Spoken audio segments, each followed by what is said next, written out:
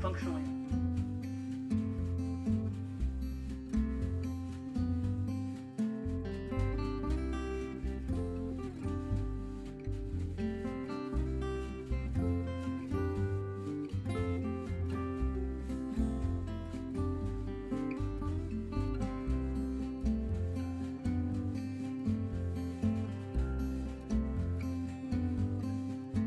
Board is called to order on Wednesday, July 21st, 4 o'clock. Welcome, everyone.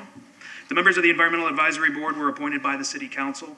We serve voluntarily. The board's objective is to provide citizen insight to the City Council and staff on environmental activities within and affecting Clearwater. Agendas of today's meeting are on the wall at the entrance to the chambers. Please remember to turn off your cell phones and electronic devices. To ensure a complete record of the board's actions, we ask each individual wishing to speak to clearly state your name and spell it for the clerk. Will members of the board and staff please introduce yourselves? Start, please. Sarah Kessler, Lead Environmental Specialist in the Engineering Department and the Staff Liaison to the Environmental Advisory Board. Lena Wentworth, EAB member. Marita Lynch, EAB member. And I'm Jared Leone, the chairman of our board. Thank you. Our first order of business is to review and approve the minutes of the board's last meeting. Board members, are there any changes or corrections? May I have a motion to approve? So moved. Second. Okay. All in favor? Okay. The minutes are approved. Is there anyone here to speak on items not on the agenda? No? Did you approve both? Both of Oh, minutes. okay. Yeah, I think we covered both minutes. Okay, great.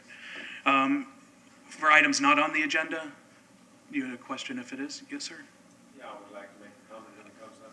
Okay, yeah, if there is anyone here to speak on items not on the agenda, please come forward to the podium and state your name for the record and spell it for the clerk. Is green print on the agenda? It is. Oh, wait. Okay.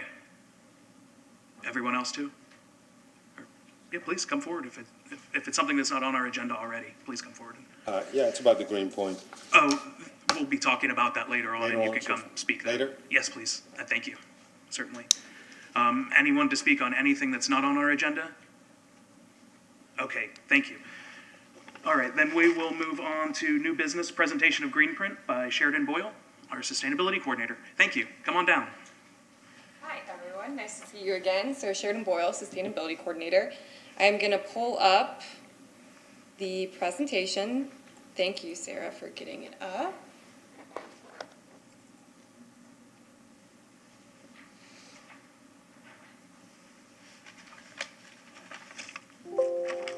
It wants me to sign in the PowerPoint.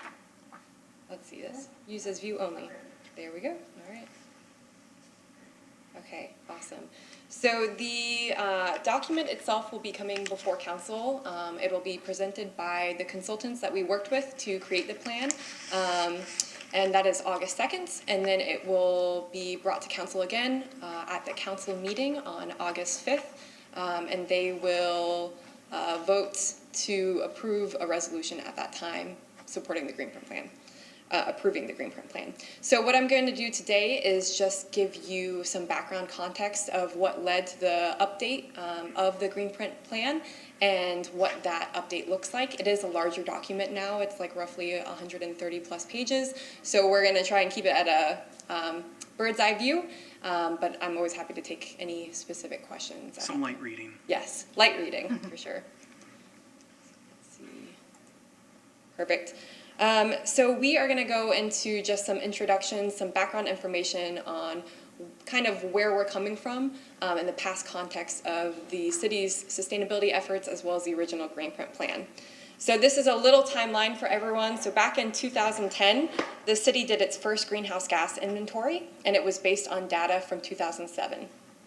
And so what that looked like is we looked at emissions from our entire community, both our government sector, industrial, commercial, and residential. And then we set goals from that greenhouse gas inventory of reduction measures that we wanted to achieve. That then led to the original green print document, which was first approved in 2011. In 2019, I, in combination with a wonderful nonprofit called ICLEI, conducted our second greenhouse gas inventory, and it was based on 2018 data.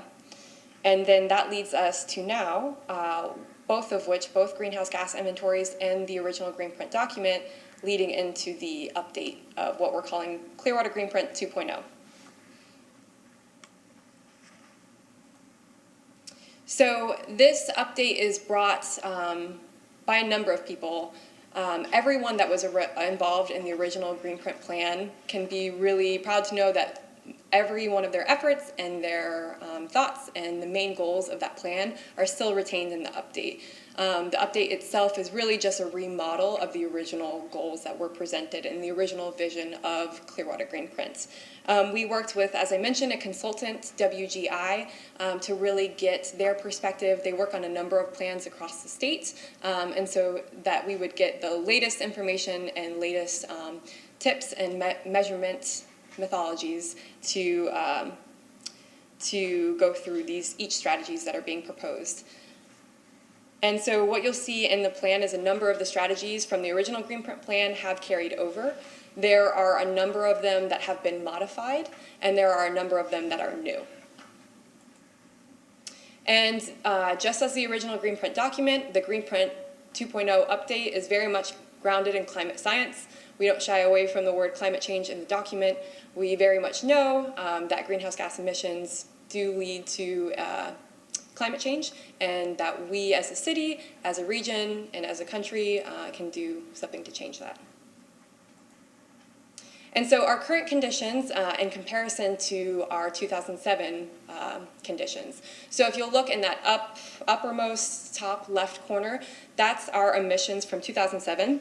You'll see that energy was the bulk of the emissions at 65%. That transportation was the second highest contributor at 30%. And that solid waste and a little bit of water, a little bit of energy that goes to water or wastewater processing is in that 5%.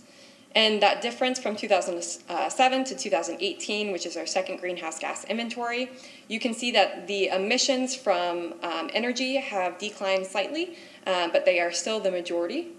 And that emissions from our transportation sector have increased, while emissions from our solid waste and water processing has decreased. And so the main thing that I wanted to talk about with transportation on this one is that when we look at our transportation levels for our second greenhouse gas inventory, I wondered why we saw that increase. Is it that we have a greater population, or is it that we're driving more? And it was interesting to see this increase despite the fact that vehicles now that are on the market are more efficient than vehicles that would have been there in 2007. And so what I found is even though our population has increased slightly, we are each driving more. So using data from the Florida Department of Transportation, we were able to see that per person, on average, we're driving a little bit more than we did in 2007. And then that decrease that we see from energy is great, but a significant reason that has declined, our emissions from energy have declined, is because Duke has slightly increased the renewable energy in its portfolio. Say that again? So Duke Energy, our utility provider, has slightly increased the renewable energy in its utility mix. So that makes our emissions less, even if we're consuming the same amount of kilowatt hours. And so that is where we are coming from. I wanted to then see what it might look like in the future. So what I did is I used the tools that we had to project into the future and said, if we continue with business as usual, what will that look like? And we did a number of scenarios, but the one that I thought was really important to address is that our utility provider, Duke, has set some pretty ambitious goals for the future. So back in 2019, Duke announced that they are striving to be carbon neutral by 2050, meaning they will not be either they will not be emitting carbon emissions, or they will be emitting them but then also sequestering the same amount, if that makes sense. So I mention that because with this graph, I think it shows a lot of power in that. This graph shows that we're the city to not change anything at all, right? And we're Duke to achieve their 2050 goals. This is what our emissions would look like. They would be on the downward trend. You can see that that blue is our residential energy, that green is our commercial energy, that very small line of blue is industrial energy, and then yellow is transportation. So it shows that we have a strong partner in Duke and that we definitely have the ability to meet more ambitious goals if we were to strive for them. It also shows that transportation is going to be a key factor in meeting those more ambitious emission reduction goals. Because of that yellow there, you can also see that while there is a decrease in the yellow, at the very end it starts to actually increase, even despite more efficient vehicles.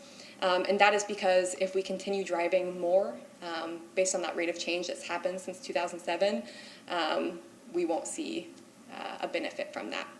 That being said, I don't want to get too much in the weeds, but that being said, we do expect more electric vehicles, far more electric vehicles to come into the market. I think the expectation right now is by 2050, half of all light-duty passenger vehicles on the road will be electric, and so that is not factored into this graph, and that will greatly help as well.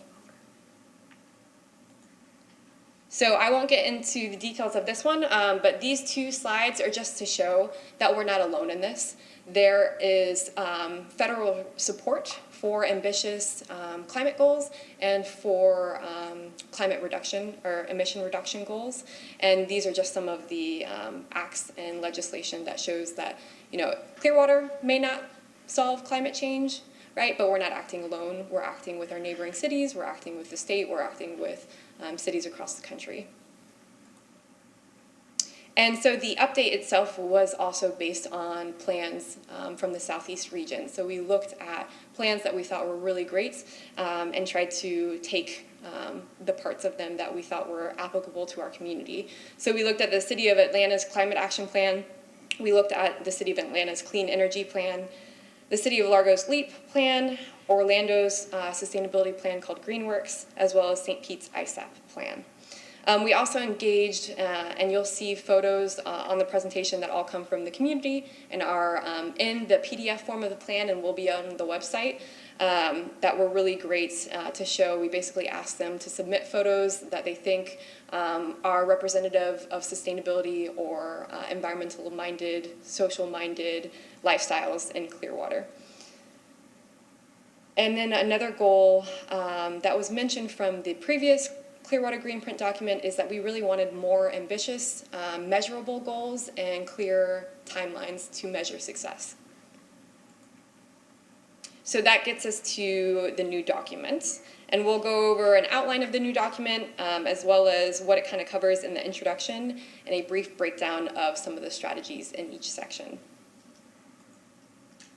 So this is an outline of the document. One thing that we really wanted to do is make the document more accessible, right? Because everyone is coming to the document and to the plan and to sustainability from different perspectives. Some of us are sustainability specialists, some of us are urban planners, some of us work in a public utilities department, some of us are a resident or a business, and we're not all on the same page when it comes to different terms. So throughout the plan, we highlighted any word that we thought might not be clear for everyone, especially if it was in regards to sustainability, and we put that in a green glossary right at the beginning so that you could refer back to it if you weren't sure what it was referencing. We also then summarized the plan and then really heavily in the introduction broke down the most important terms, right? So what is sustainability? Why is it important? What is resiliency? Why is it important? And really, like, what can we as a community do to affect change? And then we get to some target timelines with goals and then some keys to best read the plan. So these are the 8 main topics in Greenprint. Like I said, it really models the original document that had 8 main topics. So those are education and awareness, green energy and buildings, transportation, livability, which was previously called urban form, but it's really just about how we design our cities and our urban centers, water conservation, waste reduction, local food, green economy, and then just some concluding remarks to finish off the plan. We also included an appendix, and that's for 2 reasons. two reasons. We wanted to draw attention to any strategy that we removed, right? That was included in the original plan and that was removed for any reason. And then we also wanted to include an appendix that really, if anyone wanted to take a deep dive into some of the science behind climate change and understanding greenhouse gas emissions, they could do that. I will say the two strategies that we did remove were both from the waste reduction category. And that's just because new information or new things had happened in the last 11 years. So the first one was the original Greenprint document said the city will consider a pay-as-you-throw program for solid waste, which means individual customers or residents would pay based on how much garbage they're disposing of each week. We decided to remove that because the city did consider that, but instead they elected to go with a once-a-week garbage pickup and introduce a single-stream recycling program at that same time. And then the second strategy that we removed is the original Greenprint plan recommended possibly mandating commercial recycling. And if anyone knows how the recycling industry is doing right now, it's not doing great. And so we as a city, our priority with recycling is really making sure we have a viable residential program and that we're focusing on quality rather than quantity at this time. So we removed that one, that mandate for commercial recycling. I mentioned the green glossary. And so these are the report structures. So the document starts with goals, objectives, targets, and strategies for each of these 8 topic areas. And so while Greenprint has a number of goals in it, there are 2 overarching goals from the former Greenprint, and there are 2 overarching goals for this update. And so we are recommending that the city reduce citywide greenhouse gas emissions 25% below 2007 levels by the year 2035. That is a continuum from the last goal of the former Greenprint. And then this new goal is that the city reduce citywide greenhouse gas emissions 80% below 2007 levels by the year 2050. And that comes from the original Paris Agreement that the US entered in 2016 and based on the recommendations from 2018 as well. There are additional objectives. I'm not going to get into every single one of them here, but basically, in addition to greenhouse gas emission reductions, the plan wants to transform Clearwater into a place where people have multiple modes of transportation, make us a leader in clean and local renewable energy, transform our buildings into high-performance, efficient buildings, inspire community action, and uphold environmental justice, have an urban agriculture, thriving urban agriculture community, really lead in smart transportation, and understand and prepare for climate-related risks. And 2 new things that you'll see that are really stressed in the document are resilience and equity. So back in 2011, resilience certainly was on our minds. It actually just wasn't used as a term as much, and it wasn't used as a framework of thinking as much. So while resilience thinking was there, right, we need to make sure that we're preparing for a hurricane or something, a disruption, it wasn't necessarily called out in the original plan. So we really, throughout this plan, have a few strategies that explicitly deal with resilience, but then we also have added to previous strategies to make them more resilient in nature. The same goes with equity. The original Clearwater Greenprint plan definitely stressed the importance of making sure that everyone had access to a great environment to live in, but it doesn't necessarily call it out. So we, on each of these strategies, indicate which strategy really will enhance equity throughout Clearwater as well. And so these are some of those timelines. As I mentioned, the previous plan didn't necessarily have hard goals and timelines to reach. So we do that in this plan, and we really break it down into 3 timelines. The first is 2025. I believe the second is 2030, and then the third is 2050. For that 2025, we want to see a 10% reduction in our energy use in our city facilities. We want to institutionalize climate adaptation as a citywide priority. We want to continue working with our partners across the region, state, and nation to make sure that we're tackling these climate goals. And then we also want to see 3 new urban agriculture programs and centers available for our community. For 2030, this is a longer list, and you'll see that they build on each other as the years progress out. We want to see a 20% reduction in energy use of our city facilities.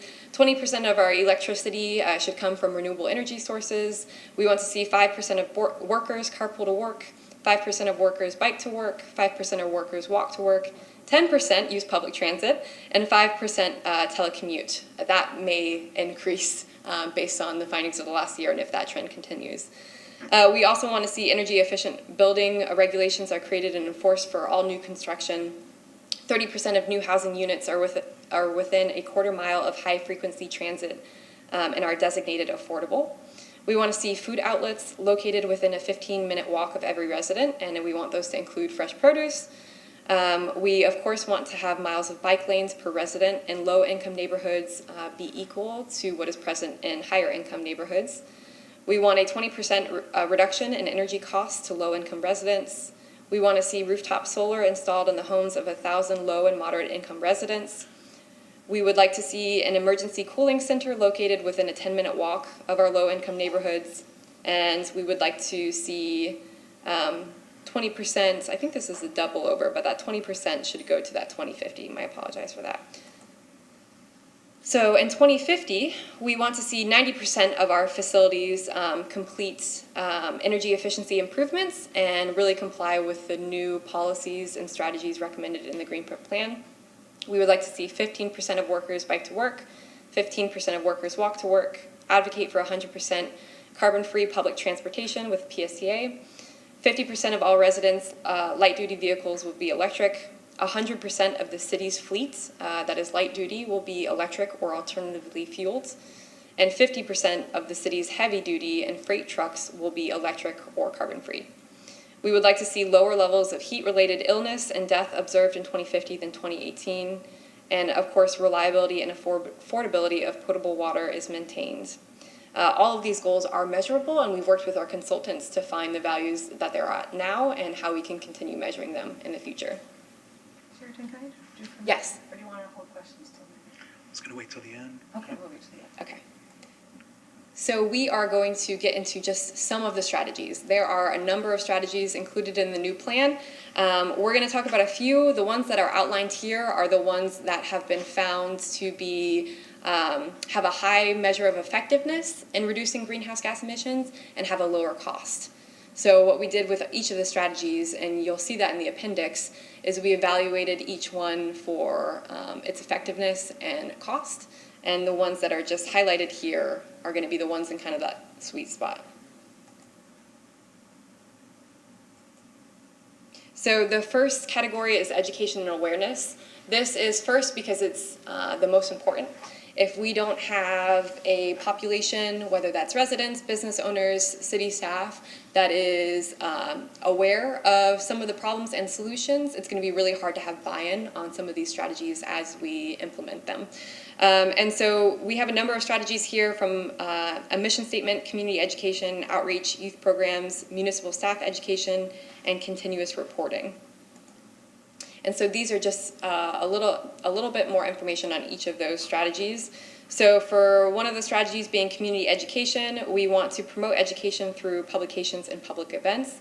We really also want to have an interactive website with pertinent local GIS and information, other data online, that people can visit our website and see, sea level rise for various parts of Clearwater, or where are the bus stations, where are those wonderful storm drain murals, where are our urban agriculture centers, and so that we have a website that can really readily plug them into those outlets.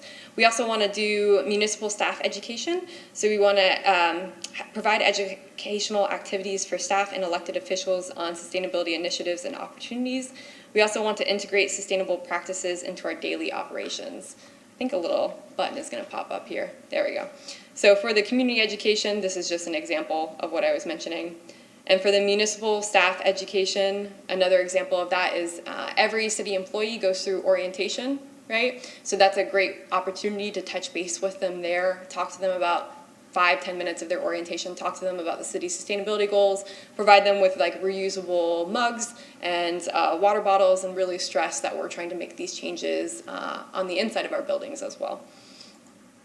And then finally, with youth programs, continue youth education programs to educate students about resource conservation, and further current efforts by coordinating with the Pinellas County School Board. And an example of that is to earmark funding for courses and design them for implementation for youth education programming in partnership with the school board. So the second section is green energy in buildings. You'll see that this has far more strategies in it, and that is because a large majority of our greenhouse gases come from energy, right? So we have more strategies to try and reduce those. So we're just going to go into a few of them briefly. The first is to create a resource conservation program, which will develop and implement comprehensive energy evaluations.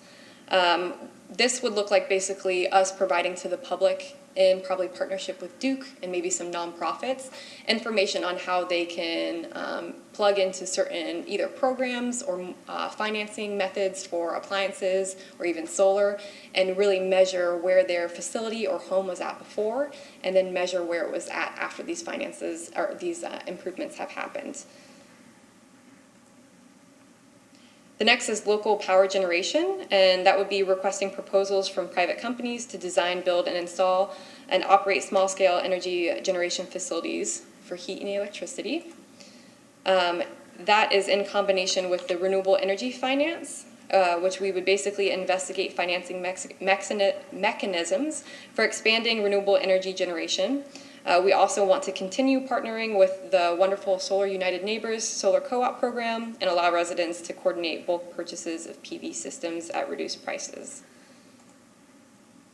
And a big component of that in making these energy systems affordable is to also look at property assessed clean energy, but that one would specifically be for commercial properties as well.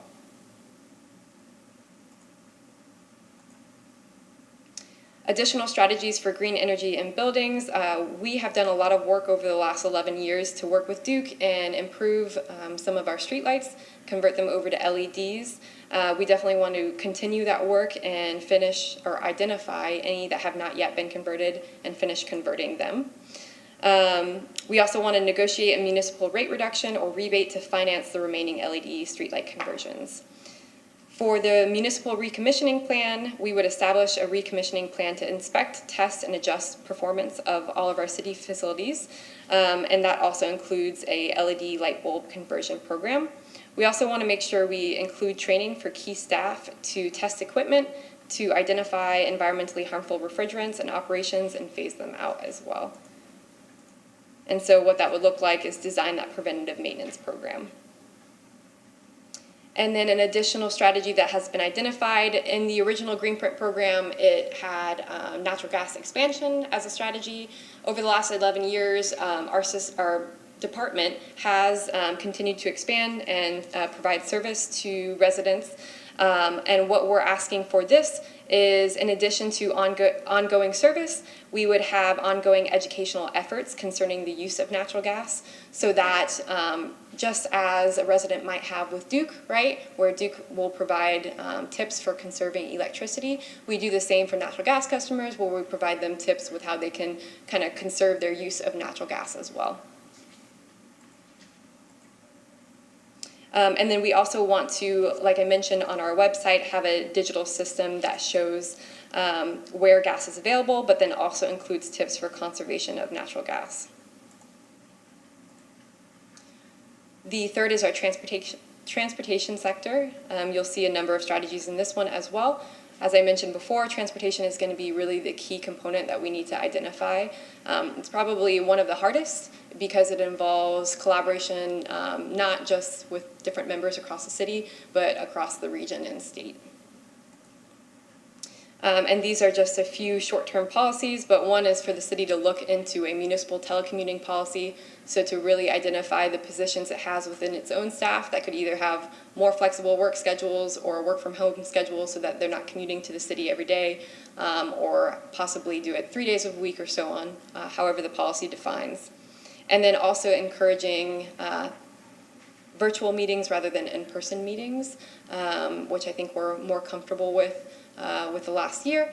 And it's helped as well because rather than driving to St. Pete for meetings, I can join a meeting in 5 minutes. So, and then we also want to have a vehicle mile reduction program where it's a fun program where we really challenge residents to kind of measure how much they're driving and see what they can do to reduce that. And the idea here is that we possibly have some way that they would track it on our website, and then we would offer incentives for anyone who was able to show that they decreased the vehicle miles traveled. And we would do that with our own city employees as well.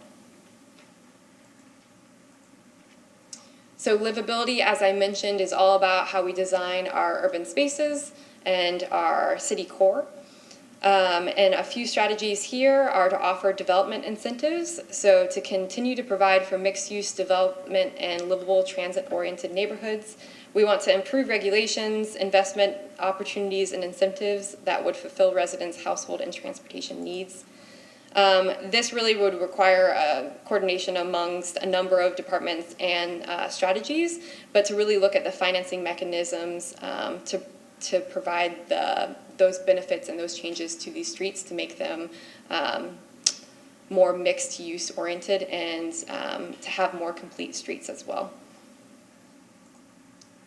Energy efficient streets and parking. So we want to develop street design standards that maximize energy efficiency and minimize heat.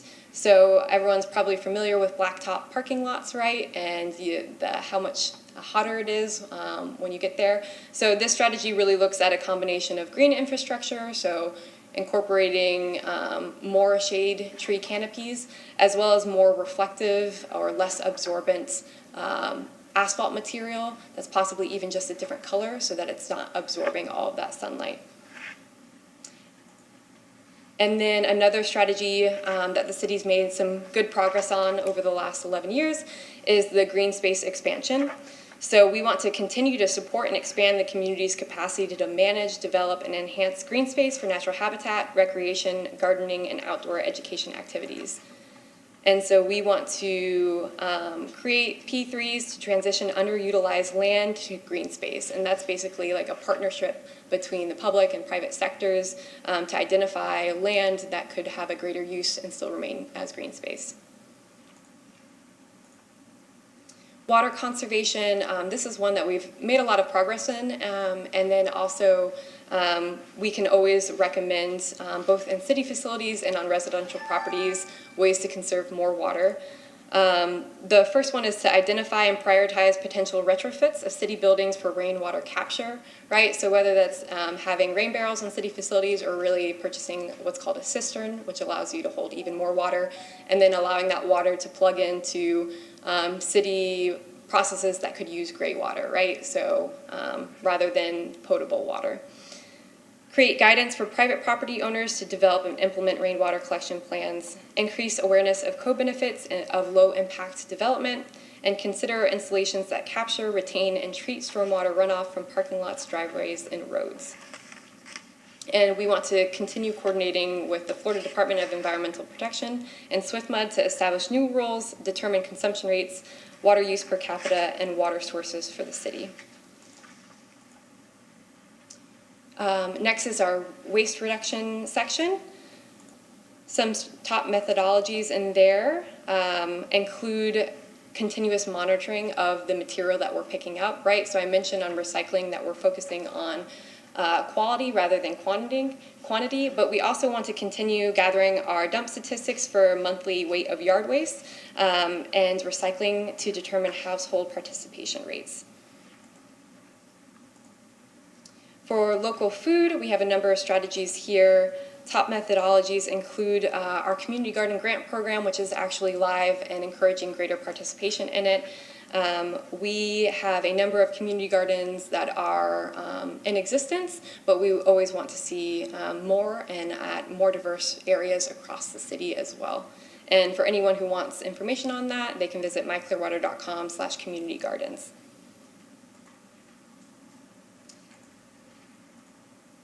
And then the last section is our green economy.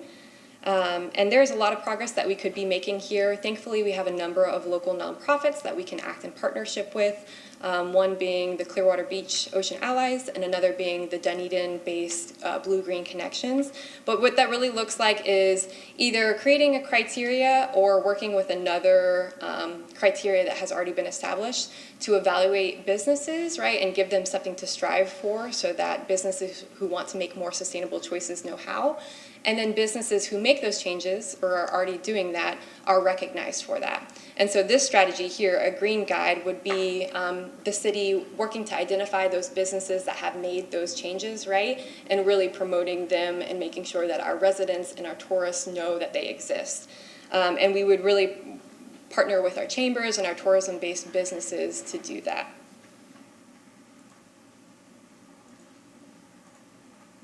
So that is a lot of information. We only covered a fraction of the strategies, and I am happy to answer any questions. Thank you very much, Sheridan. Before we get to your questions, Marita, I know that John can't be here with us, and I don't know if you wanted to be able to read any of his comments in first, and then if that Yeah. covers it, then we can go to. So, yeah, John Thomas could not attend tonight, but he reviewed the plan, so he just wanted me to share a couple of his thoughts with you guys. So I'm just going to read exactly what he wrote in the email.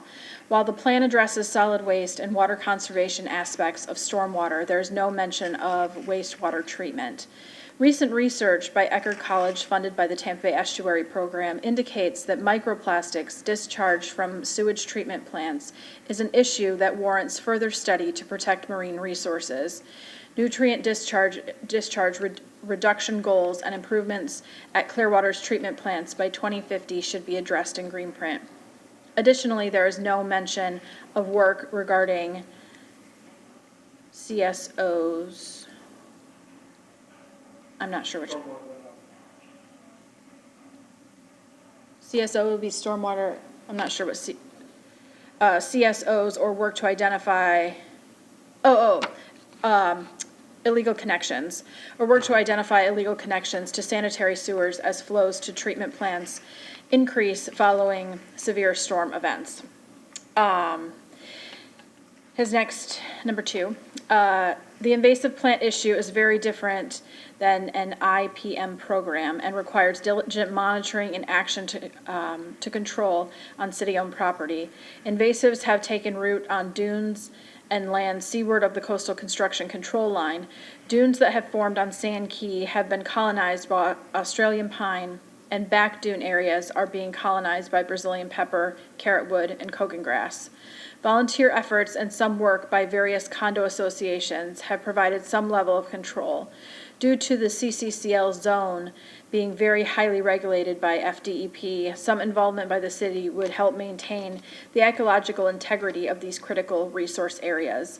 The North Beach area also has spotty colonization of invasive trees that deserve attention.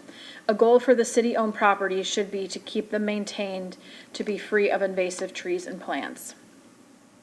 And his final, number 3 point, the creation of community gardens, 11.4, should be a very strong effort. There are multiple benefits of community gardens, from environmental with local food production and green space to the social and neighborhood networks. These gardens will also be a wonderful forum for introducing the educational goals and programs outlined throughout Greenprint. Thank you, Sarah. Thank you, John. If you have any.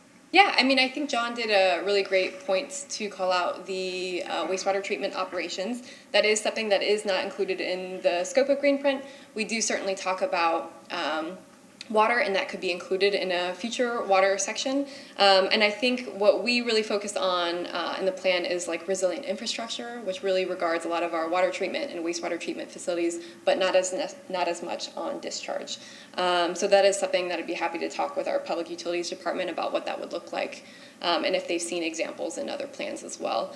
As for what John mentioned about the invasive species, I understand that he doesn't think that it's covered by the integrated pest management strategy. I did just want to read that strategy aloud and make the comment that I would like to probably talk with John further about what properties he's identified, but a number of the properties that it sounds like he mentioned there on North Beach are actually private property where the city can provide education, right? But we can't necessarily go in and remove those species.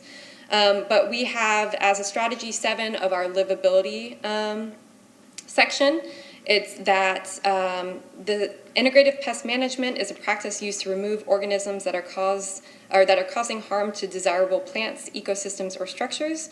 IPM, which is its abbreviation, is designed to solve these problems while minimizing risks to people and the environment. IPM provides long-term pest prevention using natural control methods and only uses pesticides if no other option is effective. IPM pest control materials are selected to affect a specific target organism without harming surrounding organisms. Furthermore, the pest control materials are applied in a manner that minimizes risk to human health. It then says, the city will create an IPM plan to alleviate city-owned properties of invasive species and problematic insects. The plan will provide guidance on non-native invasive plants and species, as well as a detailed plan for removal and or management of such species. The plan will emphasize non-toxic options and consider potential expansion of invasive species due to climate change.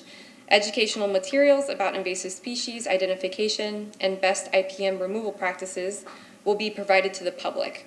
Working with an educational institution like the St. Petersburg College or University of South Florida should be considered for both the development of an IPM plan and the work of providing public education. So I do think that addresses invasive species on city property and providing education for residential. And I know John's last point was just to emphasize the important role of urban agriculture. And I know he mentioned Sand Key, and I think that's a county park, so. Yeah, and Sand Key as well. Okay, Maria? Thank you, great presentation. Thank you for all the tons of hard work that went into that. Especially thank you for putting in measurable goals. That's wonderful. But I have some questions about that. Mm-hmm. Feels like the world's on fire right now.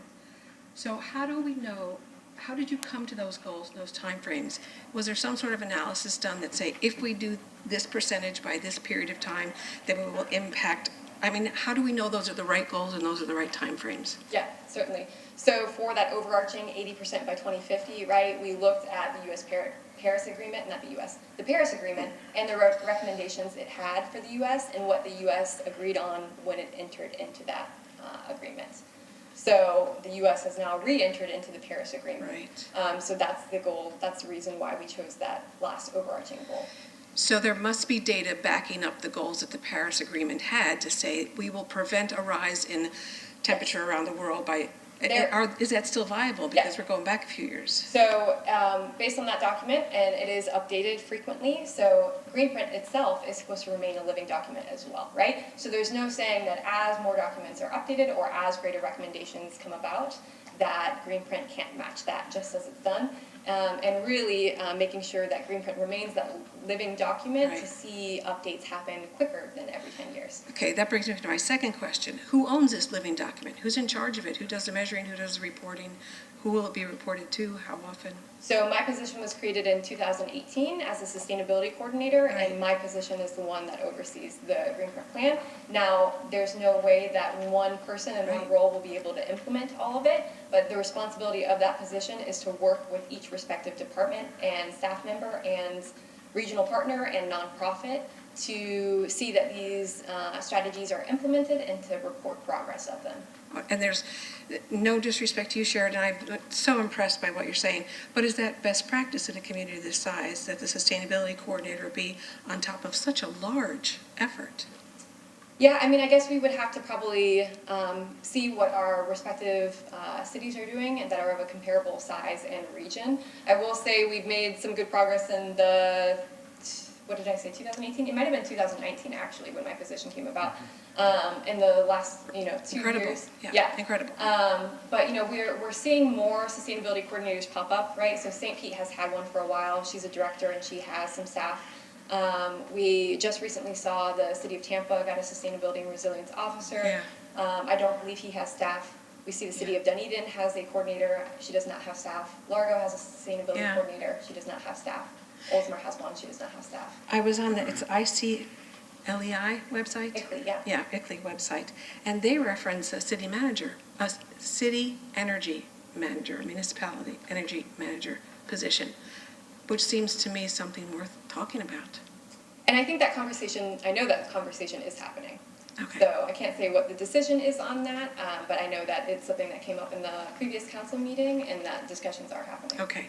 And my last question is, water quality is, of course, with Piney Point, with the red tide, but I don't see anything about water quality in there. Yes, and I think that's to John's point as well of Well, measuring. it was wastewater treatment, I thought he Yes, said, but so discharge as well. It is not included, water quality isn't included in the water scope of things. And so you're correct in that. is there a reason why it's not? No, and I think it's an opportunity. Okay. Thank you. Glenna?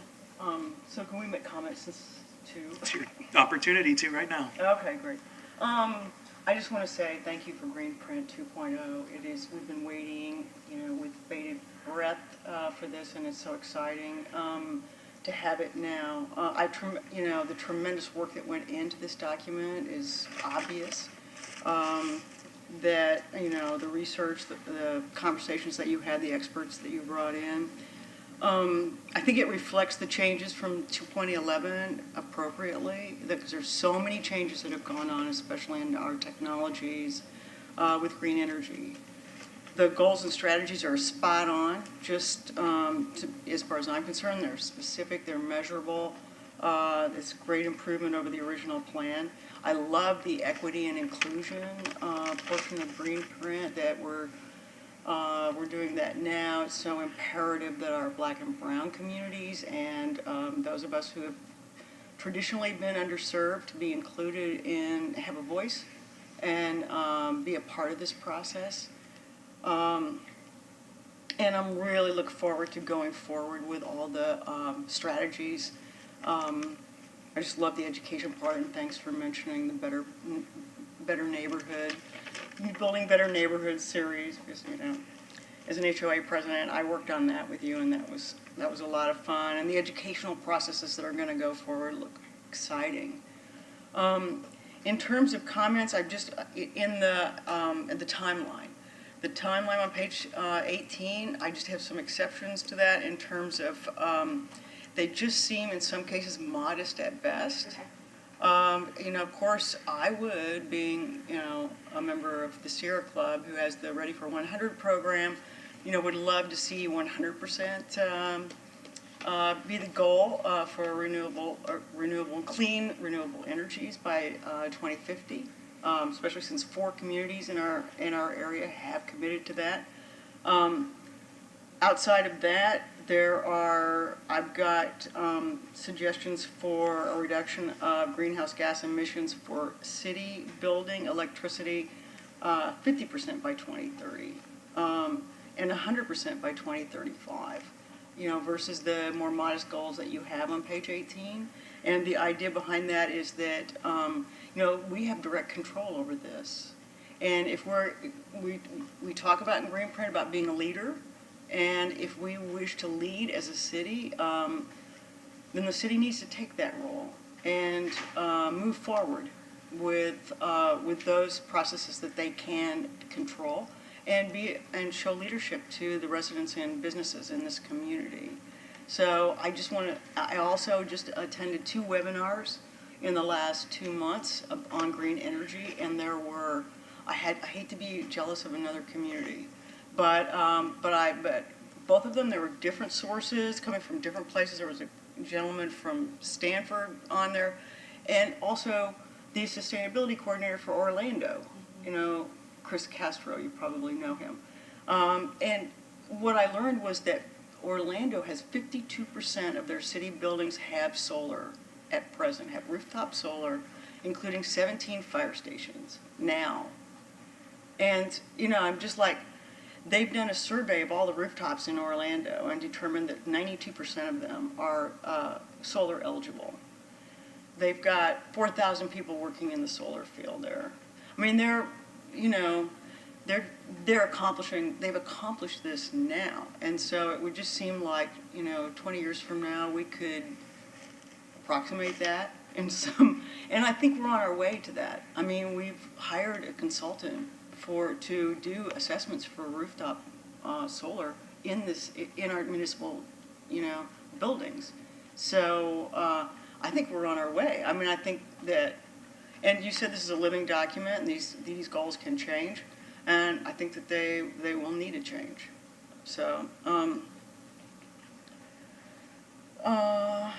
There was also the green fleet goals. I didn't understand there's no intermediate goals for green fleet. And green fleet I see as a big part of Greenprint, an exciting part of Greenprint. But there's no goals until 2050. So that one is outlined more, and it could be included in here, you're correct, in our Green Fleet policy that we're creating now. The Green Fleet policy is a strategy in Greenprint, or it's a component of that fleet transition strategy. And that's outlined in greater detail in our Green Fleet policy. What that looks like is still the end goal being 100% of our light-duty vehicles will be alternatively fueled by 2040 is what we actually say in that one. Just to make sure that we can hit that goal before even we shoot for the ultimate Greenprint goal of 2050, and we didn't have 2040 as a category in these three brackets of time. But the fleet policy that has not been signed off on yet, has not been approved, but will be brought to our senior executive team as the last step before approval, so I want to make that clear. We'll say that no new internal combustion vehicle will be purchased for light duty after 2027. And that is? So an internal combustion vehicle is basically a light duty vehicle that runs on gasoline. No, but I mean, 2027, like, is that going to be an ordinance, or is that? So that is what the policy will adopt. So a policy is adopted, and that reflects like city operations, while an ordinance would reflect on what the public is allowed to do as well. Oh, okay. By 2027. Yes, but it has not, that is still in its draft form, and Okay. it is making the way through the chain. Okay. And I did want to comment as well on the solar feasibility analysis. Yeah. That's still in the draft, so we haven't signed off on it yet. We're actively working. I just finished calculating all the kilowatt hours for all of our city facilities. But we are in active communication of finishing off that scope of work so that we can bring it for approval.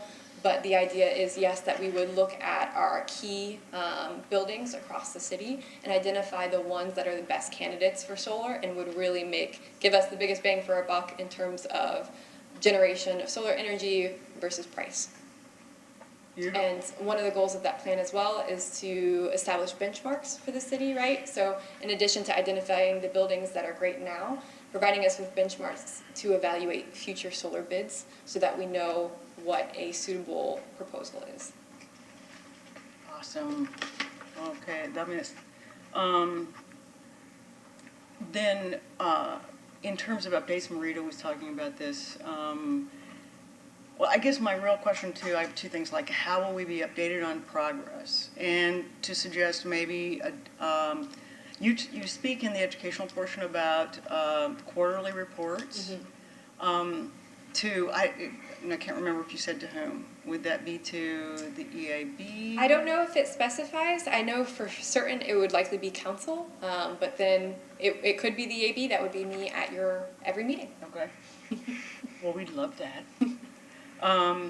Also, I mean, it would be nice to have, a suggestion has been made to me to have a dashboard, some kind of like just a simple visual online tool that, that would be updated as you went, in terms of progress that would be made. And so we could look at that at any time that we wanted to know how, that would require choosing key indicators, maybe the strategies that you've chosen for today's meeting, and track those.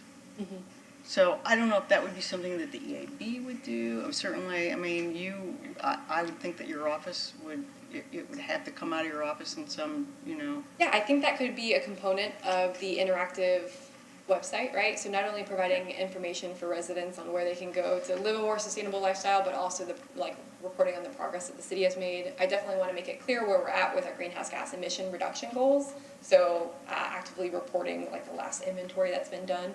But what we could do that I've seen the city of Orlando do as well is provide a one-pager that they update, and every strategy says where it's at. So it's either in progress, or it's not yet been started, or it's completed, and that they regularly update even in between the green print plan updates. Okay. That, I mean, that would be awesome. I mean, that's more work on your part, and I was like, but, I think that would be helpful to all of us to, pitch in. And so, what are the next steps in terms, I guess two more questions, like, what are the next steps?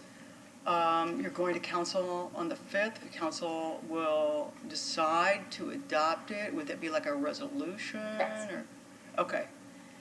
And if council adopts it, then it goes into play? Mhm. Okay. How can we help?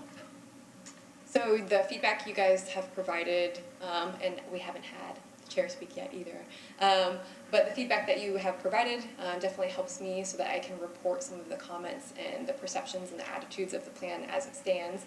It lets me know for the future updates, right, because it's to remain a living document, what needs to be incorporated in the plan to make it more holistic.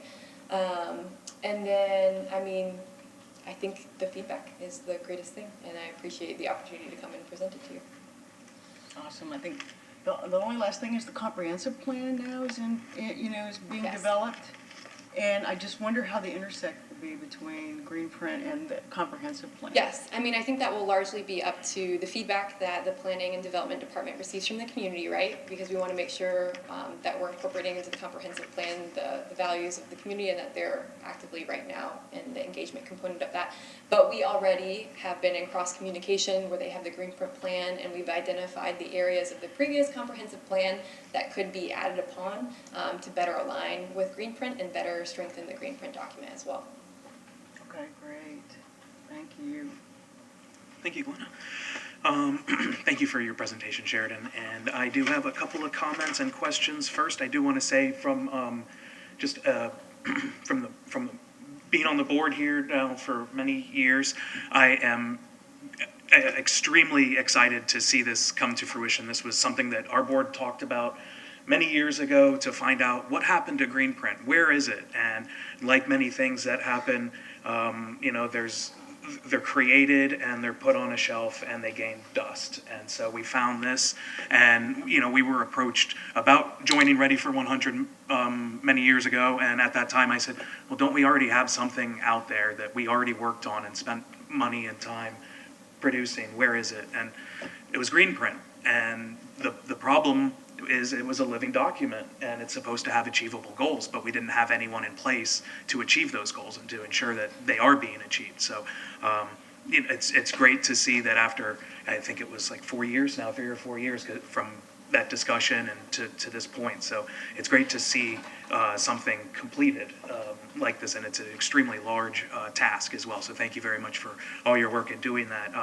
I do have, like I said, some questions. I read through it and was previously immersed in Green Print 1.0 now, and I'm curious about some of the things. And so I think some of the stuff is in order as I read the document, because I just tried to make some notes. But I was curious about the Resilience Committee and how that would be made up, and what the I guess the timeline on a formation, or how you would see that and envision that. Yes. So we do internally right now have a Sustainability and Resilience Committee that meets every other month. But what that strategy really calls out is the need for more explicit resilience thinking and planning across city processes. And that explicitly calls out the need for vulnerability assessments across the city, right? That the Resilience Committee would oversee and guide, and then based on the vulnerability assessments, make decisions for improvement of city facilities. So right now, it's just an internal city staff. But as we do those vulnerability assessments and we see what areas across the city are the most vulnerable, it likely would then expand to include external stakeholders. Okay, yeah, because I noticed that it mentioned other people outside of the city, so I was curious about that. And one thing, and I've mentioned this to you before, and I'll bring it up because a developers fund or something like that, a voluntary fee that when developers are creating, that they pay into that, similar to our public art fee. I know that there were strategies in Greenprint, and I don't know if this wasn't exactly called out, but I don't know if that's something that would, could be added as part of those strategies that are already existing as part of it. And I really like the energy independence. I think that's, oh, sorry. No, you're fine. Okay. The energy independence aspect, because I know, and I think that water, wastewater, and water quality issues should be added to the document itself, because our city has worked for potable water independence from the county, and I think if we had energy independence as well, or at least some form of it for buildings to be powered during disruptions, that'd be really ideal. And so it's great to see that that's part of this. And some of the transportation goals, I was curious, because you mentioned that reaching 15% for bikers, but you have already numbers that say where we are. And I'm just curious, as far as people who bike to work, what is that number I currently? don't have it off the top of my Okay. head. It is marginal. Okay. Nowhere near 15%, no, not even, okay. And then also, as far as with transportation and the goal for electric vehicles, the infrastructure, we have that in places here and there, but I think there's hesitancy because of lack of fast charging, or is that just a myth? Or can people naturally charge their cars at the infrastructure that's already provided? And can you speak to that? Yeah, I mean, so it depends on the type of vehicle that you have. What we're seeing really is the leverage point for expanding adoption of electric vehicle is making sure that people have access to charge at home, because a large majority of charging happens at home. Yes, you will definitely need points to charge when you're making a trip across the state. But so one thing that the plan does call out is making sure that we start looking at EV-ready policies to make sure that even single-family homes, but also especially multifamily, like apartment complexes and condos, have like access to charging stations. Because that's really the largest limiting factor that we see right now, especially with people who don't have access to charging at home. I think we are already seeing a really great expansion in the battery capacity of EVs and the range expansion that they're having based on charges. So right now in our city conversations, when we are talking about electric vehicle charging stations, we're talking more about the level 2 rather than the fast charging. Okay. And then as far as charging stations already on city property and available for public use, how many are there? Do you know? We do only have a few. Okay. So we have the one at the Garden Station garage. Okay. Unfortunately, we were talking with Duke about their park and plug program. Most of the properties that were identified were either on the beach or were like outruled for some reason. We were really looking at having one here, but unfortunately with the Imagine Clearwater project happening, we didn't want to do a charging station and then have it need to be removed for the construction. Sure. Unfortunately, with the ones that were looked at on the beach, we were having issues with the requirements for flood elevation. A lot of those charging stations would be right at the ground level and wouldn't meet the code requirements. And then the ones that would be in parking garages, like for instance, I think the Publix at Island Estate has one. All of their equipment is on the second level, Okay. however, though. So unfortunately, we do only have the Garden Avenue one that's on city property. But with the Green Fleet policy, it really outlines that we need to start planning for the expansion of our own fleet's need for electric vehicle charging and the public as well. Yeah, it doesn't sound like there's a lot of opportunity, though, for that infrastructure on city property, from what you're saying. So are you saying for public charging? Oh, right. Yeah, so For public charging, there isn't, I but mean, we'd for have to- city use, there would be. Yeah, for city Okay. use there would be, but we'd also have to see what that looked like, right? So I believe the MSB garage that the city parks in is available for parking in the weekends to the public. So there might be, some kind of, because we're looking at that for charging stations, Okay. there may be some kind of process that we can have those charging stations available to the public either after hours or during weekend parking. Okay. So there's flexible use, and thankfully, the manufacturers of those charging stations, it's becoming a smart technology, right? So a city employee with like a key fob might not need to pay to charge. But if we eventually required the public to pay for charging, that could easily be convertible. But more so as far as you're looking for expansion at a residential level and a consumer Yes. level. Okay, Yeah. great. And then the urban tree canopy program, I was curious about that because I think that's great, but I think that there might be a lot of challenges with that considering the legislature. So can you explain how that might look considering some of those challenges? Yes, so considering the challenges that are there, what that would look like is really working with either a private company or our own GIS team to map out where the coverage of canopy is across the city, identify any areas where coverage isn't great, and try and figure out why. Is it because it's the resident's preference? Is there an educational component that could be there? Is it something that historical that has happened? And just making sure that we can identify it, and then if it is on private property, residential property, really engaging them to see if they would enjoy that greater tree canopy cover, and if we need to address anything. Okay. And as far as the environmental conservation, it noted a sea turtle ordinance. I thought there were already protections for sea turtles here. Yes. So we do have one here. It's more making sure that the public is aware of those ordinances, and our code already does a really great job of identifying offenders, but really kind of not staying on the case. That's not a polite way of doing that, but making it as easy a transition as possible for any building that is identified to not be in compliance with the Sea Turtle ordinance, and connecting them with nonprofits like the Sea Turtle Conservancy, to apply for their grant that allows you to switch the building over to turtle-friendly lighting. Okay, and then, and I saw something else mentioned about invasive species, and I'm curious about, there's been alternatives for combating invasive species, like the beetles for air potatoes. Is that what some of those alternatives? So that would be something that's an example of like an integrated pest management strategy, right?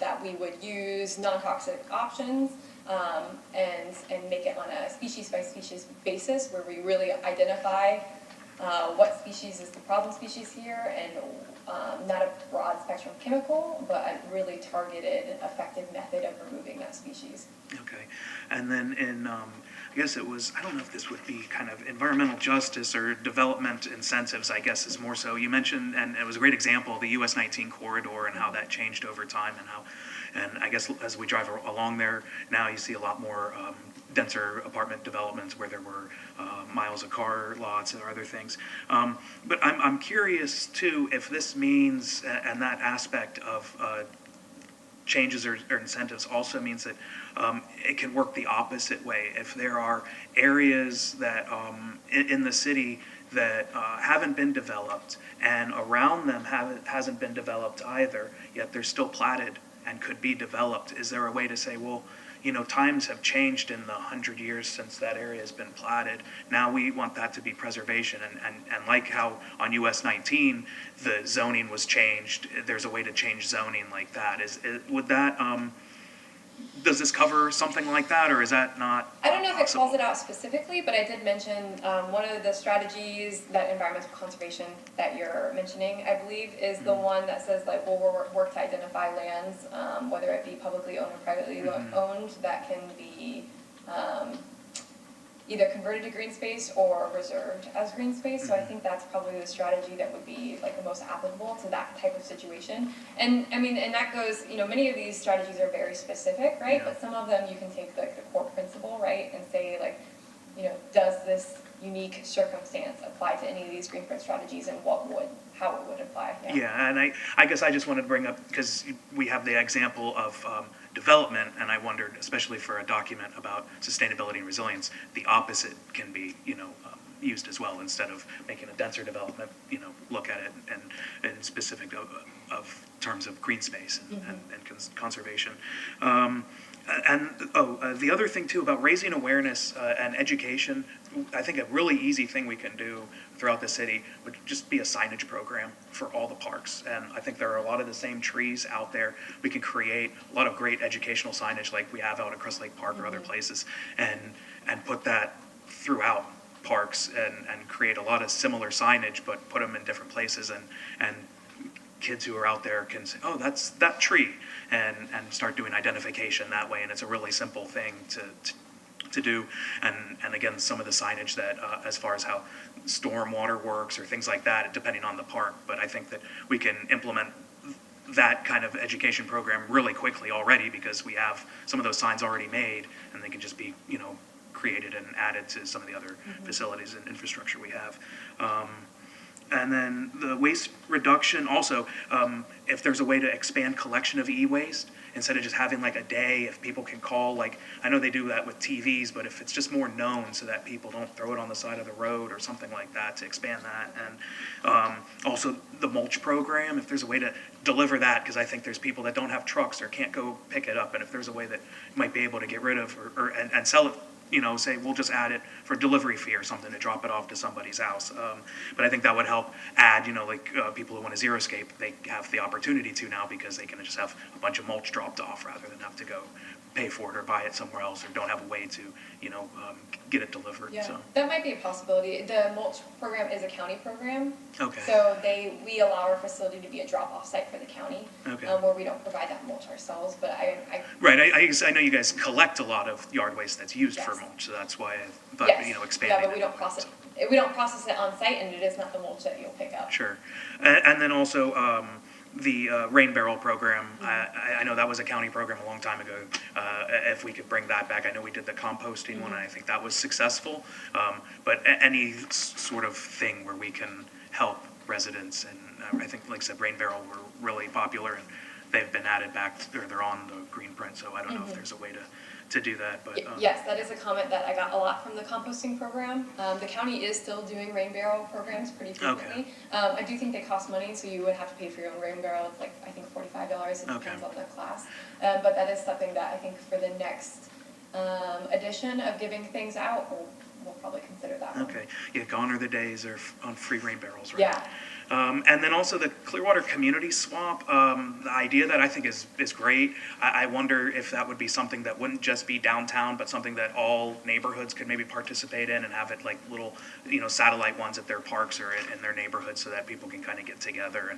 And so if that goes on in the future, I think that would be a great idea. Yeah, I think that's to a do great something idea. like that, I would so. work with our neighborhoods coordinator and planning department just to see how that's possible. And then I think that finally is it for me. So thank you very much for listening to my comments and answering my questions. Can I just add one more thing? Yes, please. I want to go back to where you said that the water quality is an opportunity. Do you think that we should make a recommendation to the council that water quality should be included in the green print?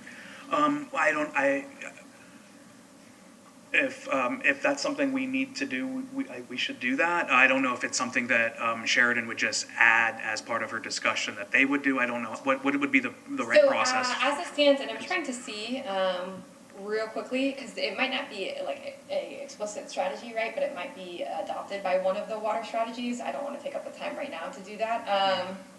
But what it would look like is we have done one-on-ones with the council already to present them this plan. So I do not want to change it before I bring it back to them. So what it would do is, if you wanted to make that recommendation, it would go to the work session, right, where a consultant would do the presentation. I would mention to them if you wanted to send that to me or to the council as well. However, Sarah advises on that, actually. I would, report the feedback and the comments that were received, and between the work session meeting and the council session for approval, I could make those changes at that point. Okay, so that's how it could be adopted then. Okay. Sarah? Yeah, I would say you can give your official comments to me, and I'll send them to Sheridan, like what specifically you would want included as far as water quality. Yeah, I feel like that section is a lot of, we get a water quality report that was, we've had a presentation on that before. I feel like it's, however, some of those strategies would just kind of be added in. So I know, I don't want to toot Sarah's horn, I know it's something that the city actively looks at already, but it isn't called out in the plan, so we could have a strategy that reports on what the city's been doing, and then, really specifies any goals that are already there. Yeah, I the way I kind of see, at least part of it, that aspect of it is, it's stuff that is already being done that should be noted and as added as part of it, yeah. And then, like the stuff that John mentioned is, I think, a little bit, it's a little different, not something that's already done, but something I think could be added and looked at too. So. So Yeah. Sarah, are you saying we should individually write to you and tell you that, or are we gonna draft something else? No, I mean, we can discuss, after we're done with Okay. this section, we can discuss like what Okay. things you want included. So, yeah, John meant, he wrote CSO, and I think he meant SSOs, so sanitary sewer overflows, and work to identify illegal connections. And so there's already a lot of that being done in the area as well, and so that might be something just to be able to set some goals. Because I know there's already a group who meets actively and is talking about some solutions to that sort of stuff. Yeah, I don't feel like anything that we've mentioned is new. It's stuff that's already being done that can just kind of, Yep. you know, Yeah. be folded into Folded, this. yeah. All right, great. Any other comments or questions from the board? Okay, I'll go to the audience and are there any comments from the audience? Please, we'll see. Come forward. We'll start on the. Okay, we'll go next. And please come forward. State your name, and you will have 3 minutes to speak on this item. I'm Mike Flannery. I hope I can make it brief. If you give me 4, I sure would appreciate it. I'm Mike Flannery. I'm a professional and civil environmental engineer. I've lived here in Clearwater for 45 years. I live on the intercoastal, so I know a lot of what's happening here, and I have solar, by the way. My first concern, and I think it ought to be looked at further, is the Clearwater gas system and the use of natural gas as a residential fuel. We are never going to accomplish these goals. I've read the report. Somehow there's actually encouraging the use of natural gas. It should be discouraged. It has a number of problems against it. The cumulative effect of CO2 burning it in homes is just as bad. Many project is using coal directly. By the time you pump it, project it, have leaks in the pipes and everything else, it's not good. And if we're going to go solar, the second one is if it's, pipeline leaks are considered 4 to 10% is okay with gas systems. Well, methane is considered 25 to 80% worse than CO2 in the environment. It has to do with how it degrades in the environment. And it is not good. Leaks and methane are terrible for the environment and not to reach our greenhouse goals. Worse than that, as we use, even for the city on an economic basis, as we use more and more solar, we're going to use less and less natural gas. We're going to have all these pipelines that go all the way up to Tarpon Springs. They're going to have fewer and fewer users, more and more leaks because they're older pipes. And who's going to be on the hook for that? City Clearwater. If we're going to get off solar now, we should do something about not going on more natural gas, but less. And I hope the board might consider looking at that in more detail. I have a lot more documents I could provide, but I don't have time in this second. The second one is solar, local solar versus Duke Energy power. It looks, from what I read, is like we're set up to go under Duke Energy because we're buddies. But many people are saying local production, like I have in my house, is the way to go. It's going to give you less line losses in the pipeline, in the lines, the power lines. It's going to give you, can use it like when the power's down, my refrigerators work, everything works. Everyone else is down. If you've been out of power like I have 3 times for 5 days in one summer for hurricanes, it's going to happen. And resiliency is helped so much by having local instead of system-wide connections to a grid. And you know, if you don't have power batteries, you don't get a connection to the grid because it's down when your batteries are not, unless you have batteries. You don't get solar. Third one is sea level rise in mitigation. I don't think this has been touched enough at all. We should be going to, they're not talking about what are we going to do about mitigation in there? It's going to go up. The tide gauges at St. Pete shows that my house has gone up from 6 to 8 inches since my house was built in 1950.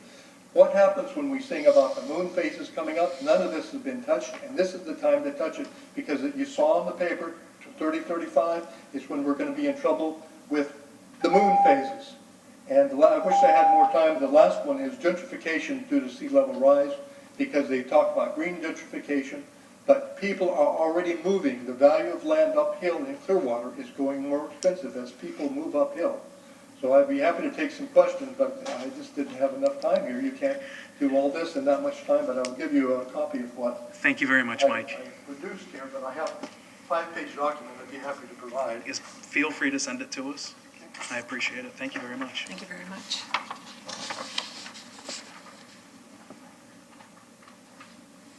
All right. Whoever wants to speak next can just come up.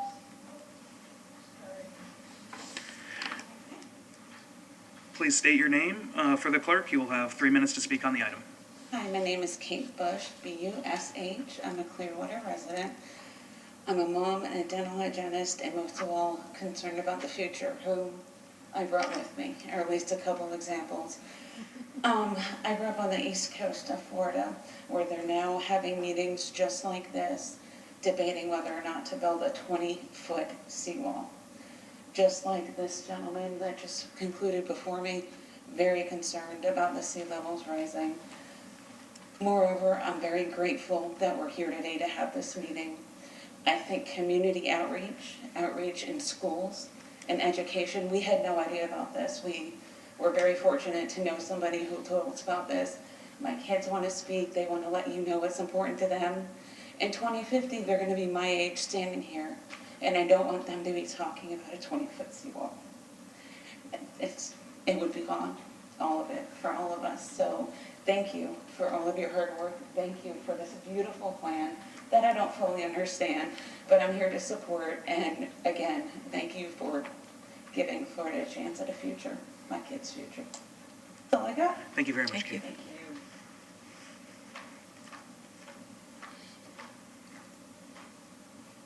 Liz Dreyer, D-R-A-Y-E-R, Clearwater resident. Thank you for the excellent presentation and plan and your great comments. Excuse me. I have 3 comments on the plan. Creation of green space and tree canopy, excellent. Put some numbers in there. X number of acres will be added by a date certain. X number of trees will be planted. Add that to the dashboard so we are reporting that out.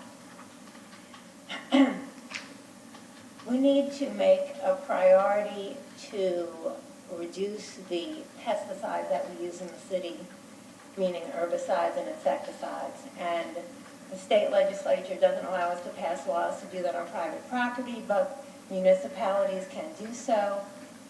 Integrated pest management has limited ability to reduce pesticide use. We found throughout the country a solution is to pass an ordinance that requires non-toxic organic maintenance methods, dealing with the soil, aerating the soil, making it more healthy, and as a last resort to use a very limited list of EPA-approved, minimally toxic organic pesticides. And fortunately for us, the city of South Miami passed such a law in 2019. It's in use, it's economical, the products are out there. We have a model, we have a nonprofit that will come and train the city employees how to do that in pilot projects. So I would like the EAB to recommend that we pass such an ordinance. Happy to provide all the information you need. And number 3, on the subject of resilience. I agree with the speakers who say, talking about 20-foot seawalls and raising roads and billions of dollars of infrastructure hardening is not a long-term solution. We need to be thinking way more creatively. And that's got to come from the citizens because it's risky for the politicians to do. So consider having the city buy out coastal properties and rent it back to the tenants until they become no longer usable. I won't go on any longer. Thank you for your time. Glad to answer questions or provide further information. Thank you very much, Liz. Yeah, please feel free to send us your ordinance information. Thank you. Good afternoon to you. Thank you. My name is Cameron Rouhani. I'm city Would you spell your last name? Rouhani, and my first name is Cameron, spelled with a K. Kamran. Thank you. I love the presentation Ms. Sheridan made. Very impressive. I'd like to see that all done yesterday. I think we need it. We need to have a lot more local activities to help our ecosystem. We need to do many good things to develop urban agriculture. We need to do many good things to develop local means in order for the businesses as well as community residentials to promote bringing beehives into their properties, to grow plenty of native trees because they are helpful to us, create a county, a citywide program for residents, businesses, and the city all to work together, working at the hip, as if you are joined at the hip, work together in getting rid of invasive trees. I have 20 acres of property in the city of Clearwater, and we have gotten rid of so many thousand pepper trees and Chinese this and Australian that and what have you, and we've replaced it with a garden, helping our ecosystem. We have brought beehives into our community, into our land, many growers, and we are promoting even more to come to grow and do good things for our ecosystem. We just need to change this thing.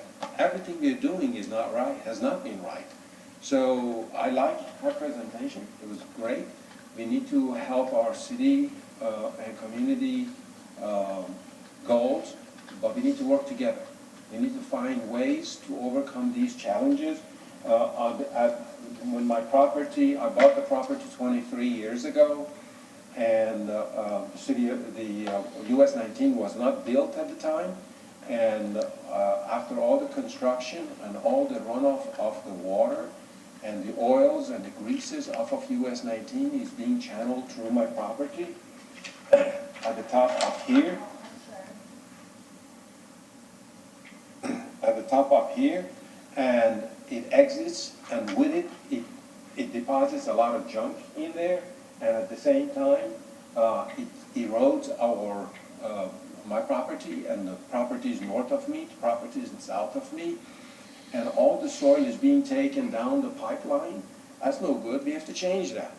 I wanted to request from the city to have it as part of the plan to take a certain amount of acreage from the top of my property and right here and build a cleanup pond so the water coming from US 19 with all the grease and what have you is cleaned, and then take it down to the bottom of my property and create yet another pond and grow live fish and other things as a demonstration of the good cleanup effort. We shouldn't be depositing junk that comes from US 19 and other northern properties right in through the pipelines into the rest of the city and going to the ocean. That's not right. We have our part to play, and I want to play my part. I'm with you. Thank you very much. Yes.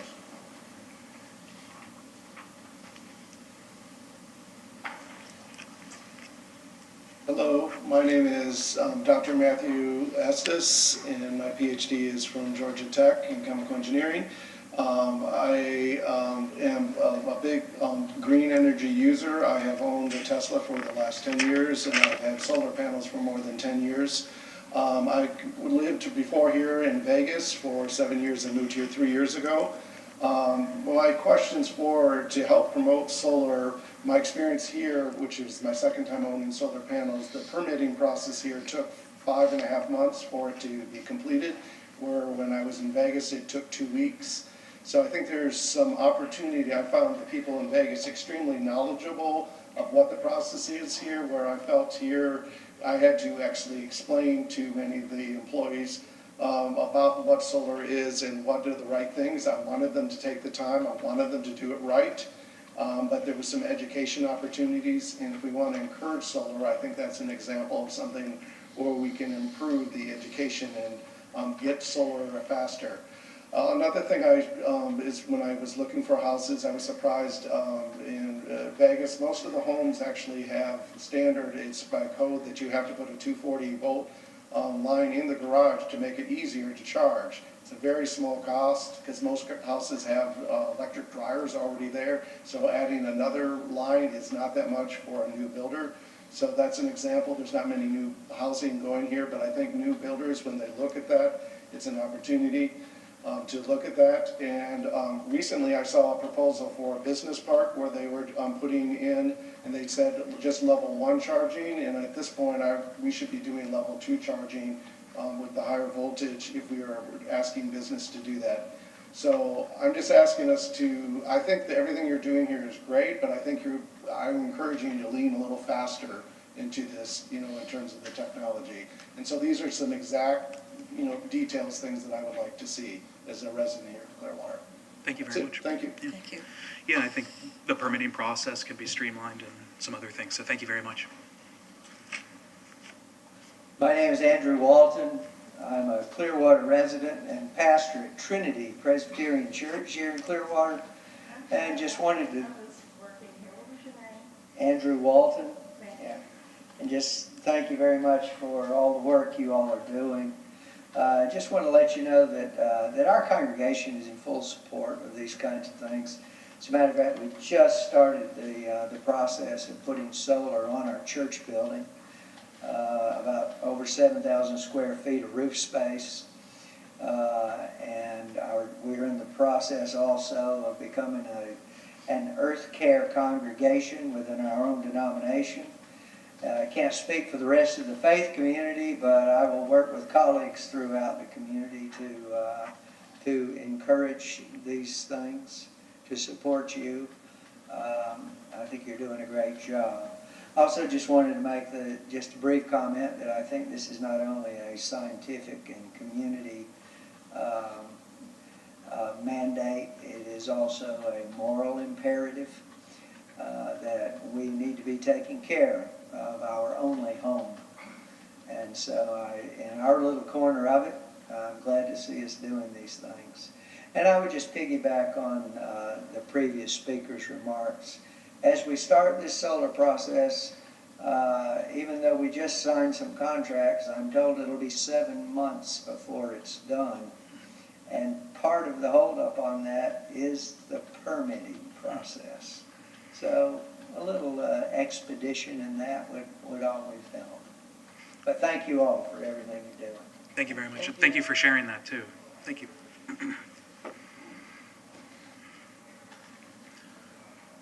My name is Sebastian Bush, and Sebastian. And my family has been going vegan for a while now.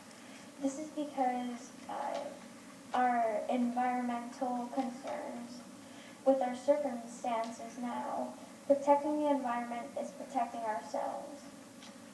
I'm not a genius on how humans impact the environment, but I know that we need to change because Clearwater's future is my future too. Thank you, Sebastian. Hello, my name is Johnny Bush, Jammie. My family too has also been going vegan to not be in the family of factory farming and just with global warming and everything. Again, Clearwater's future is our future, and that's extremely important for the generations that go on. So I think Greenprint 2.0 is the best step in this process.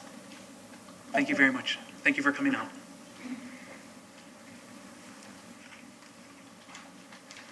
Good afternoon.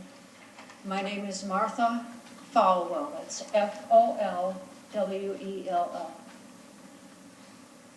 And I'm interested in recycling. I've probably been recycling longer than many of you have been alive. And there are many people who are very conscientious about recycling. Their stuff goes into the blue bin, and then often that goes into a blue dumpster, and then the big trucks come and dump the dumpsters into the big trucks. And then I think it goes to a transfer station somewhere. But the county, and I've toured the county waste to energy facility, but they don't do anything with recycling. So my question, what I've ascertained so far with lots of questions, is that the closest place that actually sorts this single stream recycling is over in Tampa. And I would love to tour that in person, but I haven't been able to find out where it is or who to contact. So if anyone has information about that location in Tampa, I would love to get it so I could drive over to Tampa and tour the facility. Okay. Sheridan, you. can you help her with that? I can some of the, please. So Thank you very much, Martha. The facility we use is in Tampa. That is correct. It's called Waste Management. They are, I think, closed for tours right now just because of the pandemic. Normally when you go to their facility, they don't allow you to be near the sorting equipment just because it's dangerous, but they have a very interactive room and they have an education specialist that will show you how the process works. They also have a number of videos online until they open for the, because of the pandemic again. They're open processing, but not open for tours or education at this point. But it's called Waste Management. And I could, if I have to get like a contact for you, I can try and find the contact for Waste Management. Thank you. Thank you very much.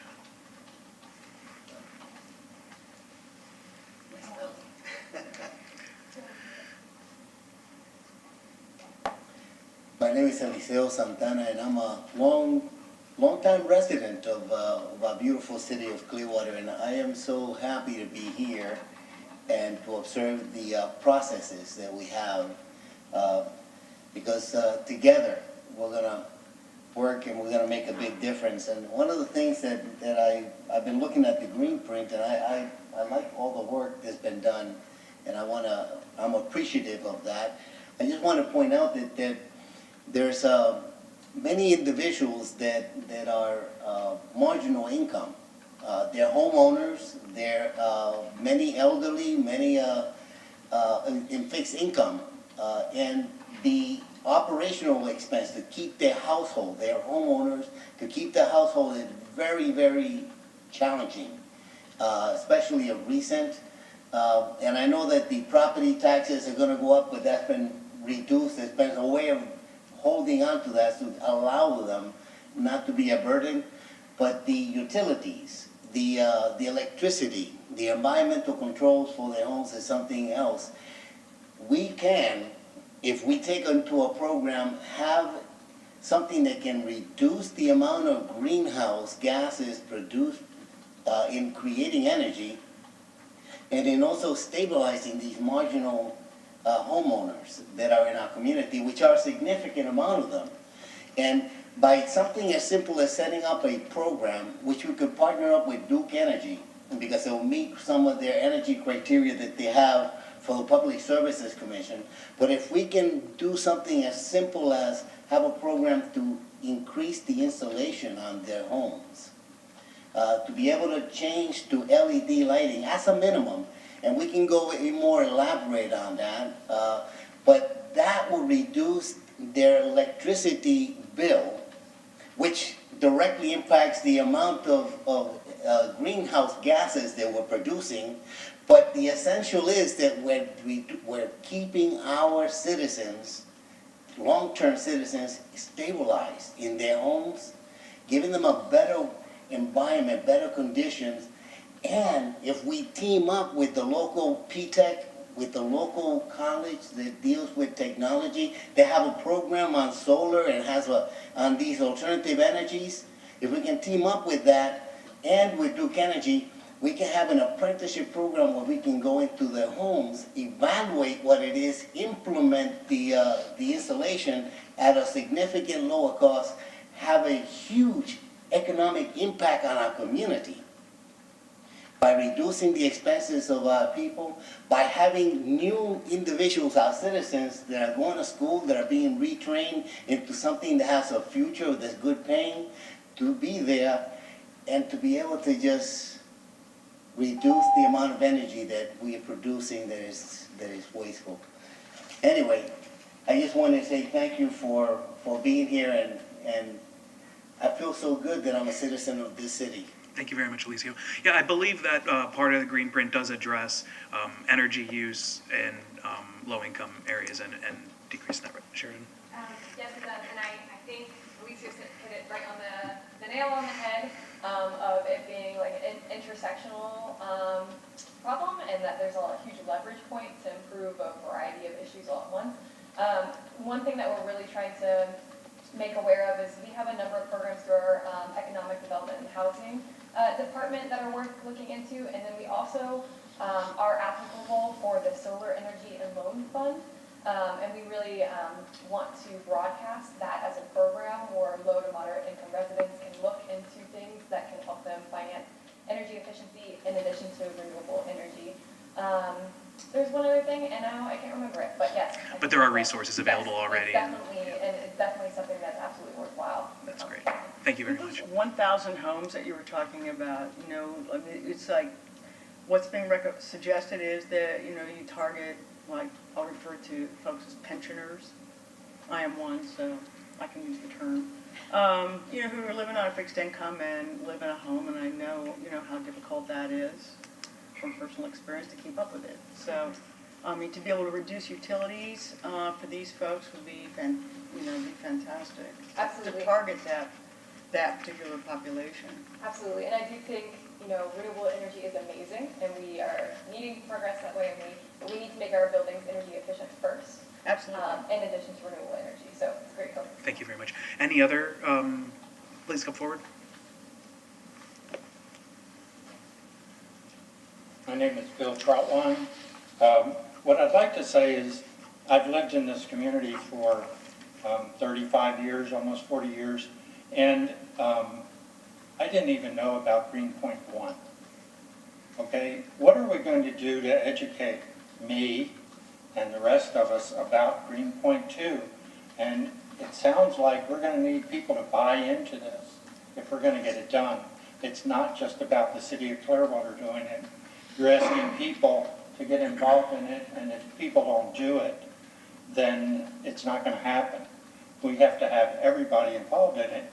And what I've found is the only reason I knew about the meeting today is one of my council members happened to send me an email that you had a meeting today and that this was going to be coming up. And then I went on and I read Greenpoint 2, and I went all the way through it, and I'm like, I don't know where Greenpoint 1 was. So I don't know what the changes were, other than the comments that were made about them. And what I'd like to do is have somehow we get this information disseminated so all of us can be of help in this effort for all of us. I mean, we're all living on the same globe here. So we need all the help we can get. Yeah, I was looking here because, thank you very much, Bill. I know the city is working on proliferating the message that Greenprint is out there now, and in the past there was a website, or there was a section on the website devoted to the original Greenprint document. But I think, like what we've mentioned here briefly throughout the presentation and after, some of Greenprint, it was... there was a lot more fanfare for it when it first came out in 2011, and then it just kind of disappeared over years. So that's where you might not have heard about it, was in the last 10 years. So we've really worked to increase visibility and updating the plan now. So that's where we are. And I think that's what I was looking for. There were supposed to be a handful of other meetings for this, Sheridan. Yes, so we go for our work session. Yes.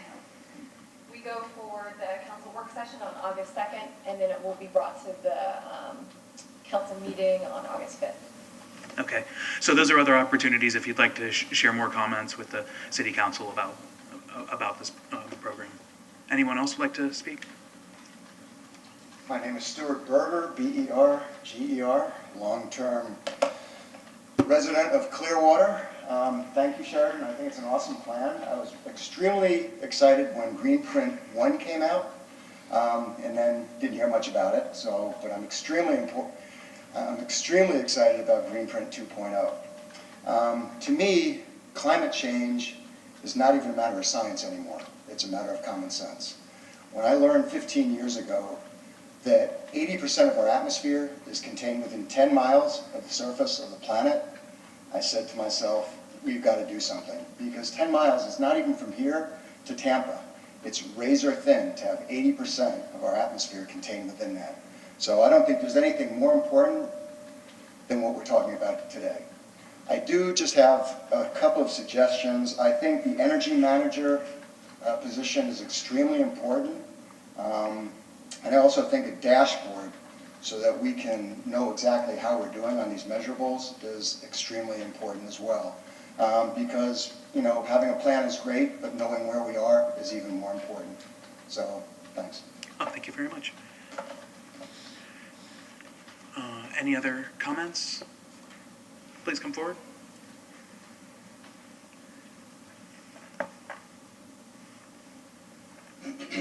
Hi, my name is Adam Bush, and you had spoken about the light-duty vehicles for the city becoming electric, or at least non-combustion. I actually have a concept for a relatively simple parking structure that could be implemented at city buildings and that kind of thing that would actually facilitate a number of the things that you had discussed, and you had discussed about charging stations for these fleet vehicles. And I would actually love to be able to share that information with you. I didn't come prepared today. I actually wasn't prepared to speak, but when you two were talking about it, I thought the concept that I came up with, it hits about 4 or 5 of the different spots with the solar, the water collection, and about a couple of the other things with the fleet and the electric, supplying the electric fleets. So, I mean, if I could get an email or something where I could send the information to, that'd be great. Yeah, thank you very much, Adam. Yeah, I think Sheridan, her email is, you can send to her or to Sarah, and she can send it to our board as well. Excellent. And yeah, they can give you their cards so you can contact them. Thank you very much. Thank you very much. Yes. Thank you. Any other comments? All right. Hearing none, I guess we'll move on to our next item. Well, we had talked about, so is there any specific things as far as water quality Oh, okay. you For adding. want Sheridan to mention as far as comments? Well, trying to word it correctly, that we include the current strategies for water quality management as part of the green print plan. Yeah, and I think we could probably, if that's the direction, then I can work with our stormwater department and public utilities to figure out what that looks like. Yeah. It fits really nicely either in the livability section that talks about environmental conservation or green space, or it could fit really nicely in the water category. Yeah. And I just want to clarify, you are talking about surface water quality, stormwater, and you're talking about wastewater quality? Yes. Like sanitary sewer overflows and things like that? Yes. You are not talking about potable water quality in this case, correct? Right. Okay. Yeah, I think everybody gets their water quality Wait. report every year. We should have that as Yeah, part of it too. why Yeah, I wouldn't guess, we? Yeah. I feel like potable water quality is a little bit, it's regulated differently. Okay. And it really goes into, like, I feel like that's much more closely tied with water quantity issues, like being self-sufficient on our own. Like, I feel like that's tied a little bit differently than the other two, which have, like, our wastewater is treated and it's put in Tampa Bay or Stevenson Creek. And so it's like that's much more tied to surface water quality than potable water, which you're drinking. So we have less control. We have a lot less control over that. Okay. Yeah, and the only other thing, and I don't know if it would fall under this water as well, it was mentioned quite a few times by the audience, sea level rise or Right. sea level issues. So I don't know if there's some way we can, Yeah, or if that is well, already in there. That So we I'm just, glad that you brought it up. So there are 2 frames of thought that make a holistic approach, right? There's sustainability and there's resilience. Green Print, as it stands, the original and the current, is a sustainability document. So it's based off of greenhouse gas inventories that happen, right? And it's all focused on mitigation, on making the future better, or making the future generations have exactly what we have, right? So being able to thrive now without sacrificing their ability to do so. Resilience, on the other hand, is more focused on and based on vulnerability assessments, right? Which there is a strategy in the current document to start vulnerability assessments that will lead us into resilience planning. And my vision is that once we have that, Greenprint becomes what's called a climate action plan that includes sustainability and resilience. Right now, it's a sustainability plan that is hinting the city to move into incorporating resilience. Sea level rise is definitely something that we are considering and that we are in active communications about internally, and we need to do as well externally. But right now, as it stands, the plan is a sustainability plan. Okay. With those vulnerability assessments, it will allow us to make strategies and recommendations based on data that will then allow us to be a climate action plan. Would it be useful to you if we made some statement that supported your inclusion of a vulnerability assessment? If you would like to. Yeah, let's do that. Okay. Well, should we finish the water issue first? As long as I know those two things, I can, that's what's on your mind. I got it. Could I just bring up one more thing and I'm not even sure what my point is about this, but it is about the use of the natural gas and how tightly it is incorporated into Greenprint, and the fact that the city owns a natural gas business and how tightly they are tied. And I think that from what I've read and what I've listened to, until we get good solar storage batteries functional, that we are tied to gas. And I think you bring up a great point. I don't know what the strategies are to mitigate it. And so we did have just a really great recent presentation to our council on that. So I am not going to be as advanced or eloquent in my speaking on that topic as our consultant was for that. I will say we do have a strategy on natural gas. I understand for people in the sustainability realm and environmental realm that can be controversial. I understand that. But we do also have a number of other strategies that really focus on energy efficiency and renewable energy. So that is one among many. Thank you. Thank you. All right. Okay. All I right. think we're good, yeah. Okay. We'll move on then to our next item. Discuss dates for field trip to water plant. So that was something that John requested. He wanted to go visit one of the water plants. There's one off of US 19, and it's a nice, great tour that they do, and so you'll be able to visit that. Yeah, isn't that a stop on Citizen Academy too? Yeah, it is. Yeah. I think it is.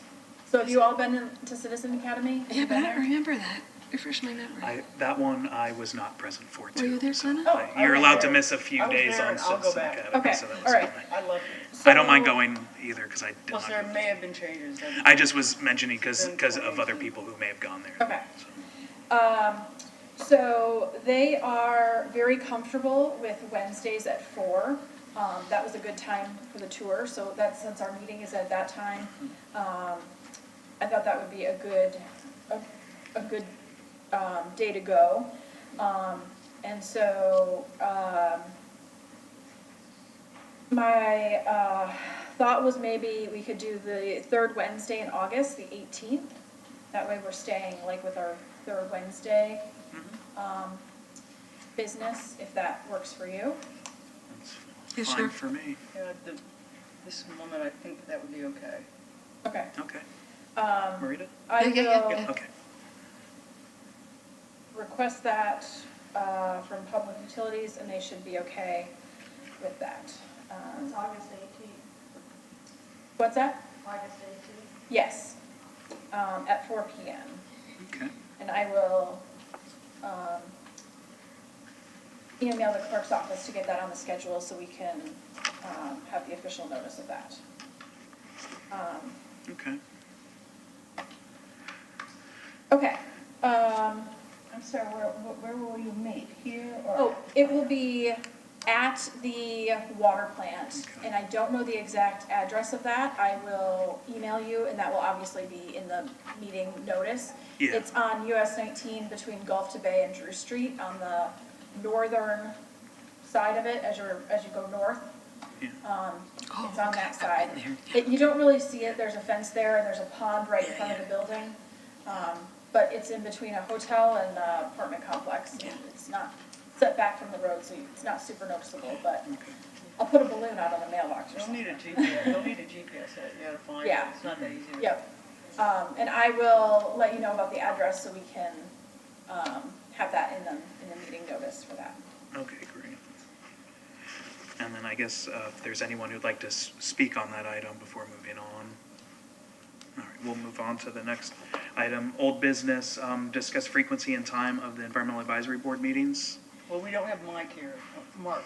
We don't Yeah, have so- Mark here. Yeah, Again, or This John. was something, that was discussed We've talked about two- this, yeah. 2 meetings ago. And so when I talked to the clerk's office about it, if it was sort of already decided that you guys are continuing to meet quarterly and then have field trips and that the time would stay the same. So if that's something you want to change, it will need to be brought up at the annual presentation that you make in November. So we will move that to October. October, and we'll have John and Mark there to, if you want to include that in the presentation, we can discuss that. Okay. Can I bring up one more old business that is not here? Do you want, should I speak under board members to be heard? Speak under board members to be heard. Yeah. So I think Jared's gonna mention a little bit more about this, but I was CC'd on an email from Sherry Heilman, who is the chairman of Ocean Allies. And so she has a cleanup coming up, and I think Jared's gonna talk about that. And she would like to invite you, EAB board members, to the next general meeting of Ocean Allies, which is on August 11th at 2 p.m. at the Beachcomber out on Clearwater Beach. And so they are looking for some new ideas, and they want you involved in those meetings. They're going to talk about, bike shares out on the beach at the hotels, and just trying to, the focus right now is trying to eliminate as much traffic as possible out on the beach. So encouraging the Clearwater Ferry and the Jolly Trolley, and so that's kind of what they're going to discuss at that meeting, but they would love for you to be involved in the Ocean Allies group.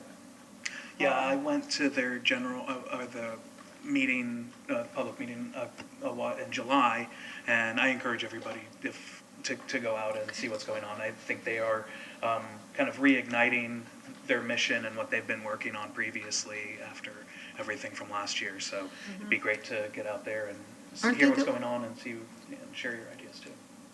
Weren't they the group that promoted paper straws and Yeah. gave Oh, yeah. Ocean Allies certification? Yeah. Yep. Yes. And I see a lot of those trucks that deliver the paper products, a lot of the compostable stuff, and a lot more of that out on the beach now, and it's, There is a sunshine issue.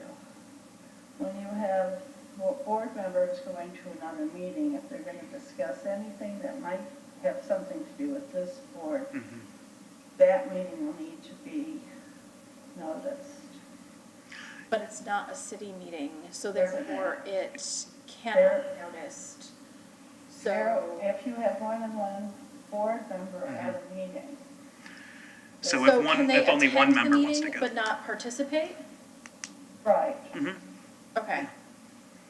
Yeah, so if So maybe more than one of us attends the meeting, you can't talk at the meeting About about anything that would come before our board.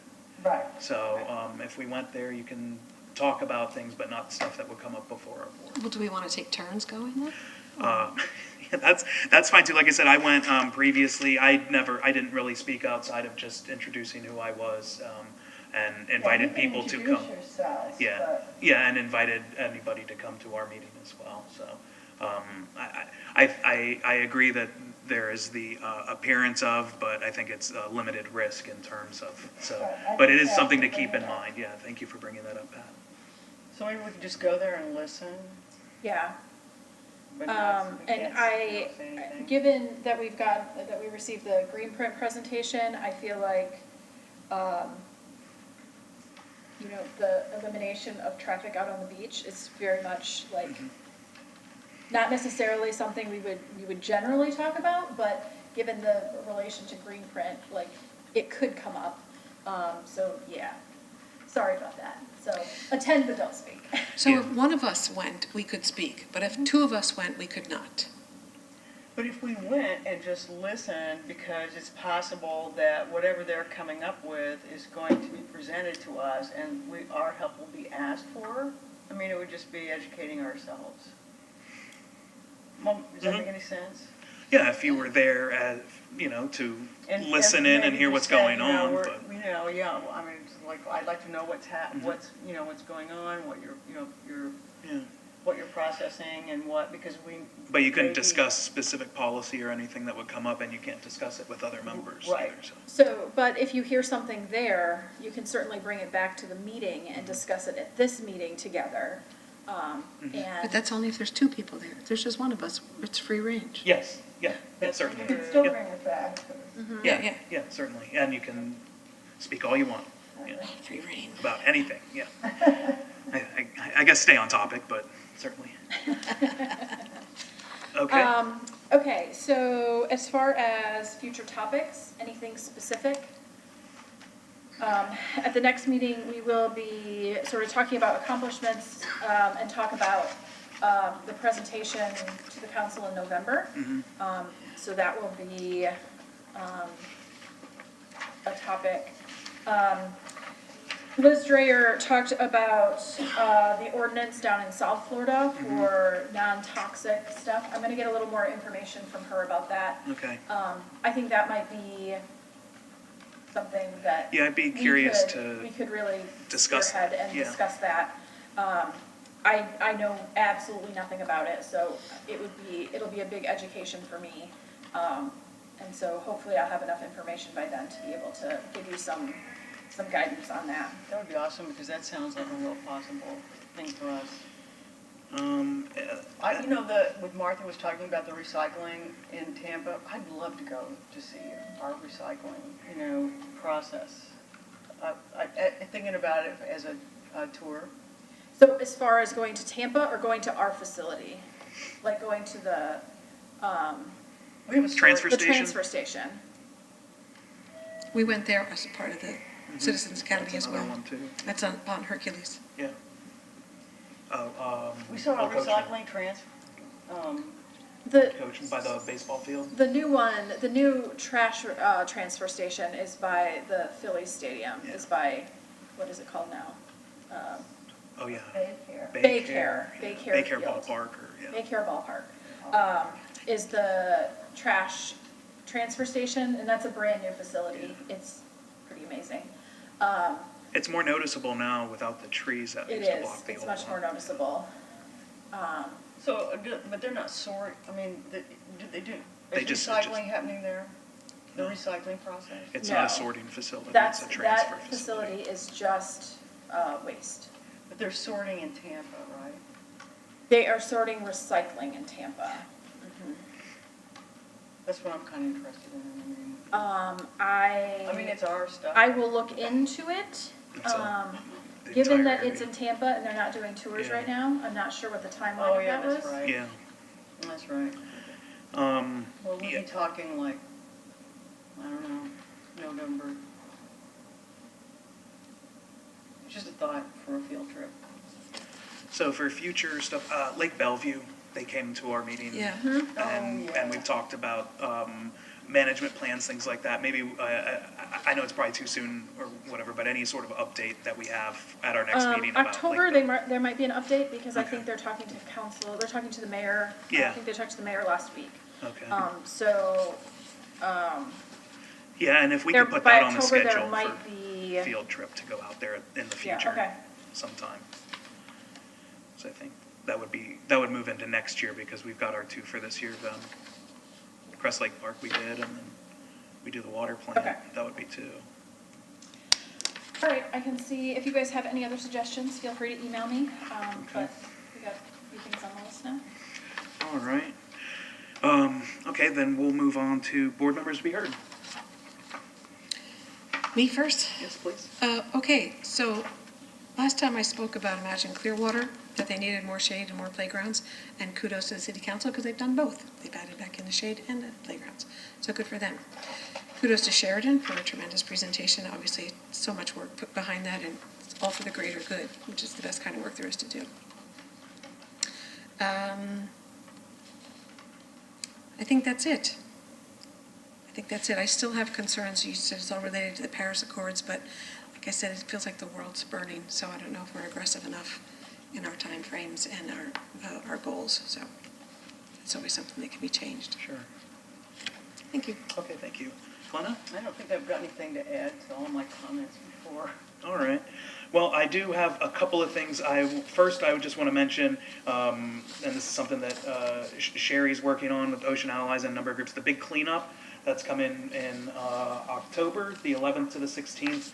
And this is an opportunity for everyone in the city to become involved and pick up trash or have some sort of engagement with the environment. I think they're working with a number of different groups, the Chamber, Keeping Hills Beautiful, and the city, to engage neighborhood groups, businesses, and everyone else to participate in cleanups every day throughout the week. And then Saturday, the 16th, or Friday the 16th, Saturday the 16th is the big cleanup where everybody is going to be out everywhere cleaning up Clearwater.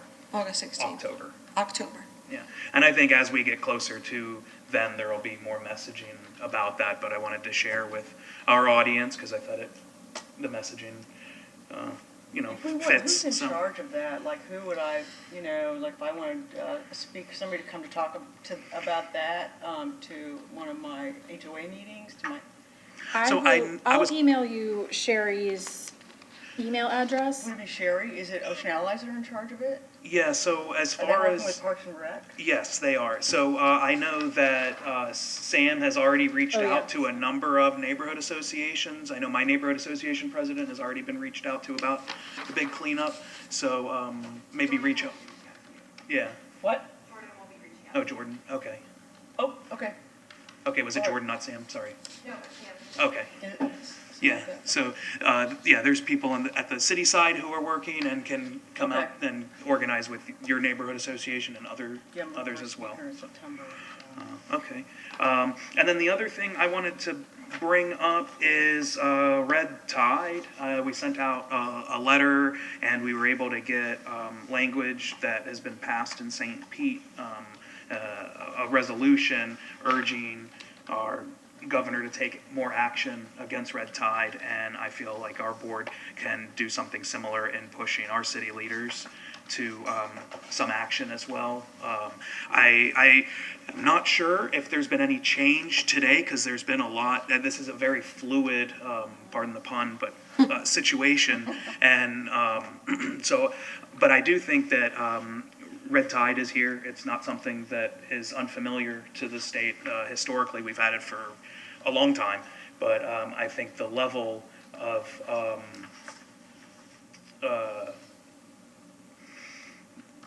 that we're dealing with is even more so than at historical levels in the last year or the last time in 2017, 2018, 19, and that was considered a huge hit to our area. And I know that there have been changes since then in terms of funding, but I still, it doesn't seem like that funding is enough and the coordination is still lacking. So I think that if we can urge our city leaders to do something, it's going to affect us. It already has. I know I went out a couple weeks ago kayaking and there were dead fish in the Intracoastal, and that was the first week of July. So it's not gotten better since then. Well, the governor was in St. Pete today and was on the news. So yeah, I wasn't sure if there was change that an emergency declaration has been made or not, but I feel that No, he refused. we should. Did he? Yeah. Oh, okay. Well, I feel that we should still send our letter and amend some of this language in the resolution that we got. That the city of St. Petersburg's already passed, to pass something, or at least urge our city leaders to pass something similar, because the money that's available is not going to be enough to clean up. I think it's already, from what I've seen as the estimates, it should already be drained through at this point. And we're well over 1,200, 1,300 tons of marine life. And I just wish we've taken him to the landfill to see the mound of dead fish or. I think a lot of it's being burned. Yeah, as long as it doesn't have sand on it, Yeah. there's no sand on it, they can burn it, Yeah. but, And the smell. So I can update the resolution if that's something you guys want done. I Yeah. can take their language, do our stuff with it. Mhm. The letter that was attached. Yeah, were there any? Did you have any comments or edits to the letter that Jared drafted? I'm good with it the way it was written. Yeah. Okay. Okay. So when we would just Um, need a motion then, or do we so- just submit this? A motion would be good. Yeah, yeah. And then, yeah. Just Thank saying. you. Yep. And it would be, yeah, so you would send it to, you would send it on behalf of the EAB to Rose. Yes. And then, yeah. Yeah, we've I done this think it's before. going to the council, the mayor and council, doesn't it? Rose prefers it goes to her, And and then, yeah, then she'll she proliferate disseminates it, it. yeah. Oh, right, but it's addressed to. Yes, Yes. it's addressed, it's addressed to the mayor and council members, but, yeah. And goes to Rose, okay, yeah, Roseland. So what do we want the motion to say? Make a motion to send the letter and the reworded resolution to Rose and then the council for their Yeah. edification. Yeah, or, I guess, yeah, we would want to, yes, send this letter and urge them to pass the resolution to declare a state of emergency because of the red tide. Do you need more than that? That's fine, I need a Okay. second. Okay. Who made the motion? Oh, I thought you made You made the motion? I made the Rita? motion. Okay. Yeah. Oh, I second. Okay. All opposed? Then all in favor. All in favor? None Aye. opposed? Okay, Aye. all right. I agree too. Aye. So it passed, yeah, we'll move that on to Sarah and I don't think yeah. Okay. And with that, I don't think we have any other items to be heard. Nothing else? No one else? All right. And with that, the meeting will be adjourned. Thank you, everyone.